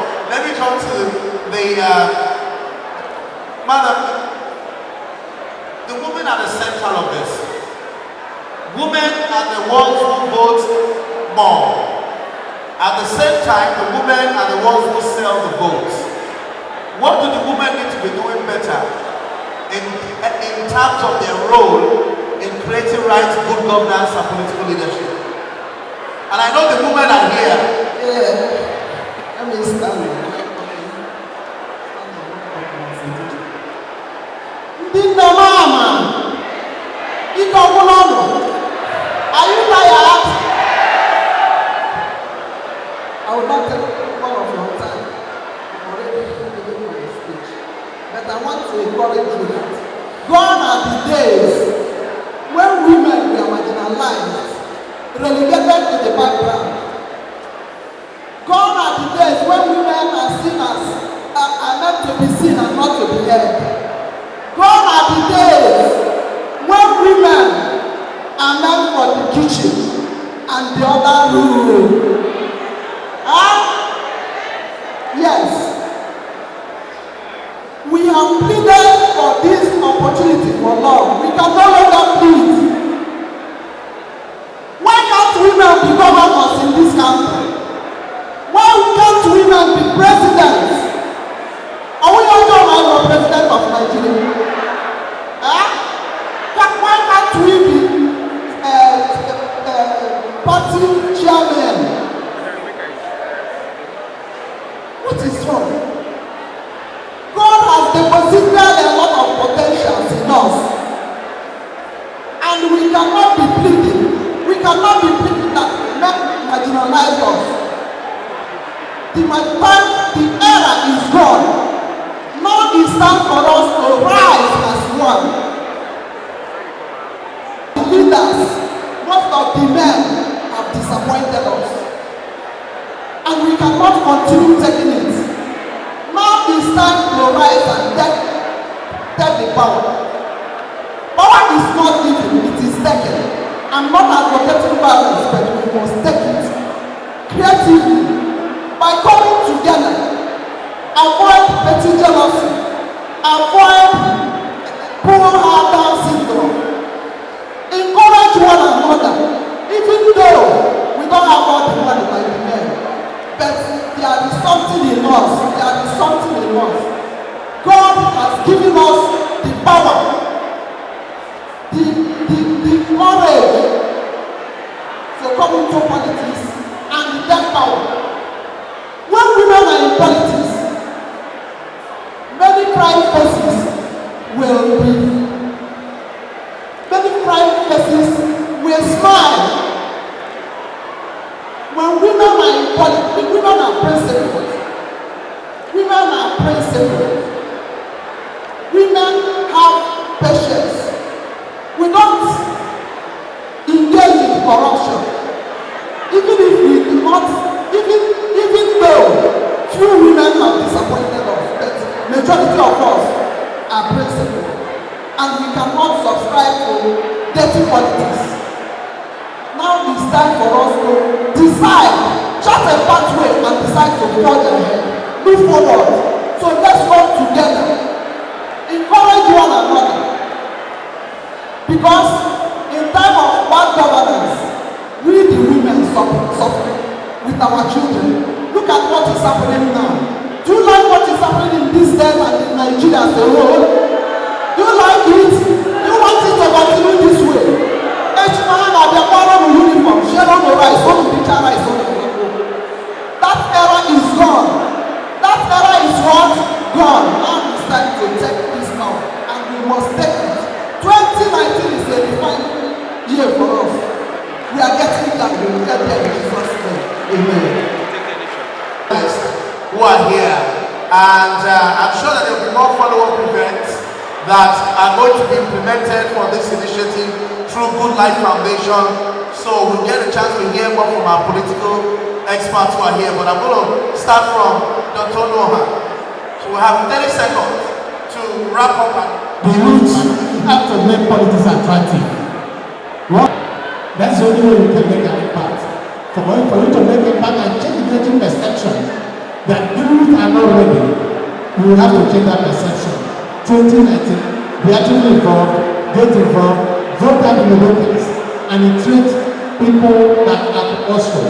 And that is one of the ways we can make the desired change. Thank you. I don't think that I want to pray the indulgence prior to give me just 3 minutes, more than 30 seconds. Don't just give me that action. For our youth, I want to advise you in 2019, stop being used as political tools. Stop being used as box carriers. The people that are sending you to carry boxes are the people that are killing you, and their children are not there. Don't be used. For our women, there are 2 statements that you make, which is very, very bad, and I will advise you to stop using that in 2019. One is, no people there are implications in this statement. Anybody that has a goat in his house is feeding that goat. You know, he's feeding that goat. Why is feeding it? Either to kill it when he fatties it, to eat it, use it to make a soup, or to sell it to another man. He makes money to another person, then pays it for whatever. That is what they are doing. By the time you know so people, and they are giving you that 1,000, look, that is political investment. And when they get that power, and they are taking their money back, and you are trying, they are corrupt, they are taking their money. Start from this period and say no to only people giving this. Another one is that is a very powerful language that our women. Let's you sing it. You have your children, undergraduates, graduates who are not employed. You don't have potable good water. There is nothing to show for governance, especially in this state for the past 19 years, since 1999. And they are still following on the people. And they are still following on the in 2019, say no to your people. 1999. And you are still following on your bigo, and you are still following on your nenya. In 2019, say no to your bigo kainenyo. Say no to your nenya kainenyo. Focus on good democratic governance, credible and qualitative leadership. That is what will shoot the economy of this state. That is what will shoot the infrastructure of this state. That is what will give you good pipe bomb water. That is what will develop your agricultural orchard. Thank you very much. Thank you so much. Mr. John Bosco. Great minds of Imo State are and Nigeria. I think we have the gathering of highly conscious minds here politically. And if you decide that today you are going to take the right step, the way forward, you are youths. They will always say first food no be full, na second food na be full proper. There was a book I read written by Senator Chris Ayao, which is Power Sharing in Nigeria and the Political Imbalance. That's imbalance in power equation in Nigeria. If you take it down to the southeast, you take it down to Imo State, you take it down to your local government. How have you been influenced to be part of this power sharing imbalance in your place? If you are a youth and you are mentally sound, what do? Please keep your elemental reasoning very high and start doing constructive analysis of events and start looking forward. This is not a marketplace. You buy, you go. This is authoritative allocation of resources. Who gets what, when, and how. And time is of essence. As we are here today, please, my dear people, get yourself registered. Participate actively. That is to say, it is no more noise making. Look at your leaders. How have they fared? Are you going to join them, or are you going to carve a niche for yourself?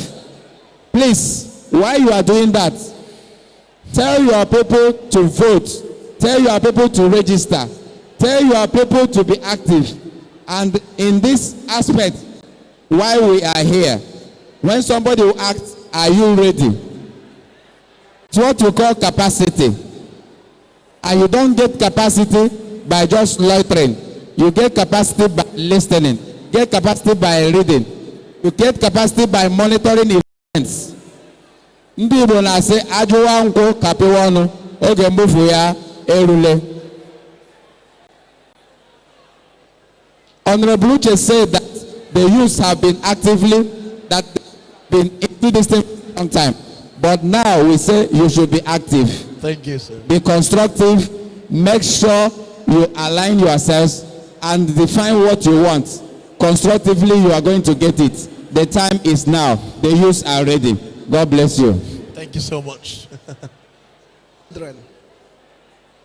Don't allow anybody to use you. You are too big for that.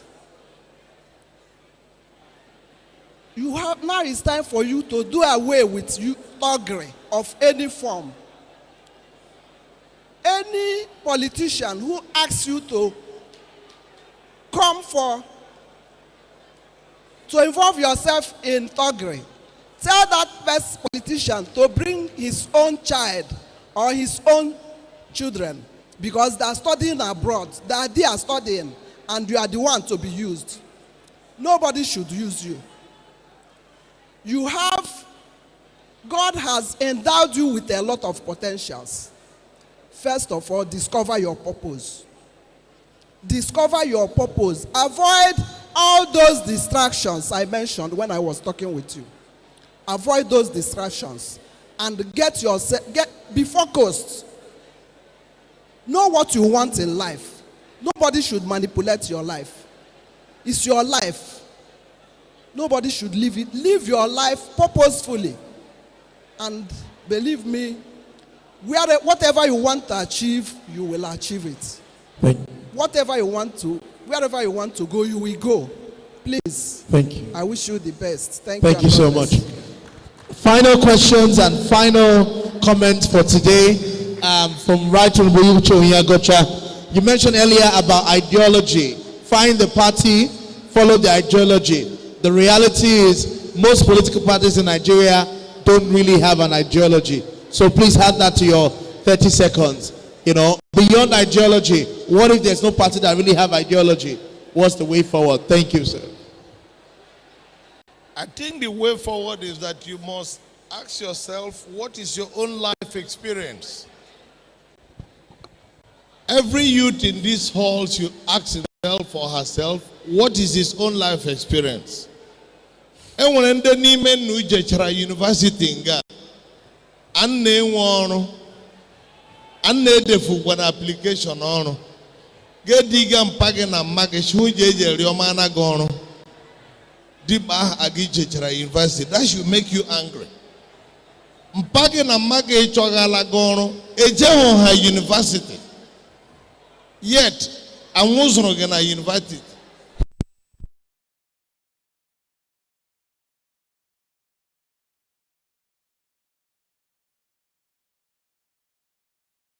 Na ballot box ya kwuo ụgwọ.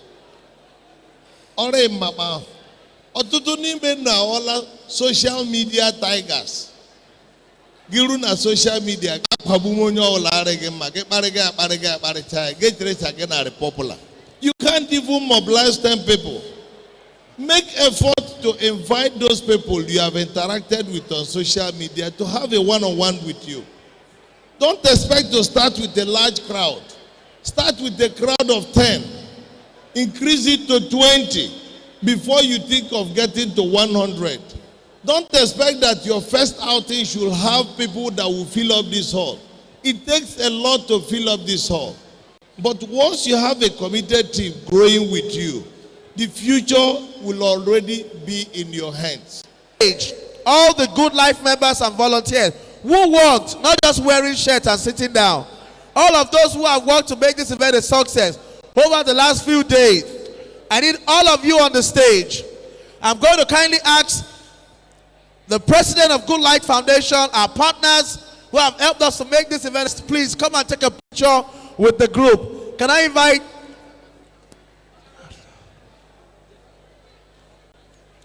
please.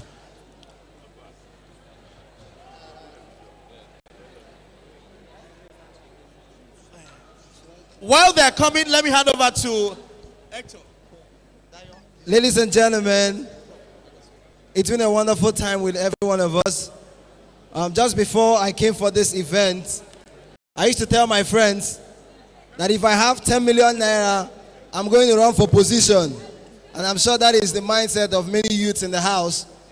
But listening to Chonyagocha, he just had 150,000 naira and he landed as the House of Representative member. And I think most of us have more than that amount in our bank accounts. So, I think it is time for us to take step with what we have so we can do something for ourselves. And we might not be able to do everything, but I'm sure we can do something from where we are. We have also heard from Mr. Stan Amuchie, who told us that the leader is not one who does the greatest things, but is the one who helps others do the greatest thing. Ladies and gentlemen, you can agree with me, it's been a wonderful time with the foundation, the GLEAD Foundation. On behalf of our guest speakers, the volunteers, everyone in the house, I want to say a very big thank you to all of you. As we go back to our different places, I hope that all of us will begin to take steps to our dreams. Come 2019, we want to see a lot of youth in the House of Assembly. If you agree, say aye. Come 2019, we want to see youth in the judiciary. If you agree, say aye. And come 2019, we want to see all the youth in the state executive. If you agree, say aye. Let us go and let us make it happen. No, the ayes have it. Thank you very much. It's been a wonderful outing. And note this, we are not about to end this conversation. We're just about to start the journey. Thank you very much. Ladies, hold on, DJ. Can I please ask everybody, please hold on. Can I have the speakers to also join us? Where is Honorable Onyagocha? Where is Mr. Poli? Where is Dr. John Bosco and Dr. Noha? Please join also on the front row with Mr. Please.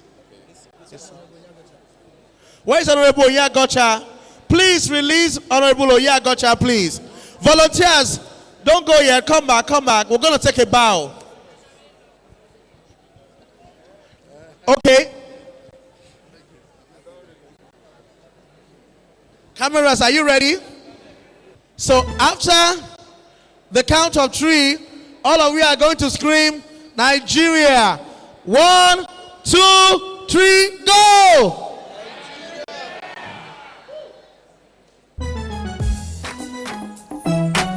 Thank you. you and God bless you. We wish all of you a good trip back home. Thank you to everyone, especially to Chairman. Well done for a good job. First choice, thank you so much. Uche Chuka. And everybody else, I don't know your name. Maxwell. Everybody else will celebrate you. Sunlight it hides as the clouds make way. From the pouring of my blessings, I will not be afraid. I see it now, I understand, I know. So I embrace it, dance. In the rain, it's for my seed to grow. For every prayer, every seed I've sown. Take photos, take pictures, network, volunteers, please help us to unpack. Don't leave. The land is green, it's green, and you see the harvest is ready. Thank you, Amaka. Thank you, Michael. Thank you, today. Thank you, MC. It's green for me. Thank you, Bolu, all of you. Standing alone can be a heavy load. But my vows I won't be breaking. Though my heart is aching, I got a word and I won't let go.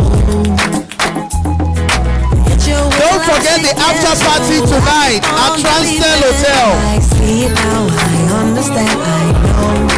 So I embrace it, dance. Once again, it's time for me to grow. For every prayer and every tear After party at the Transtel Hotel tonight, 7 o'clock, Transtel Hotel. The land is green, it's green.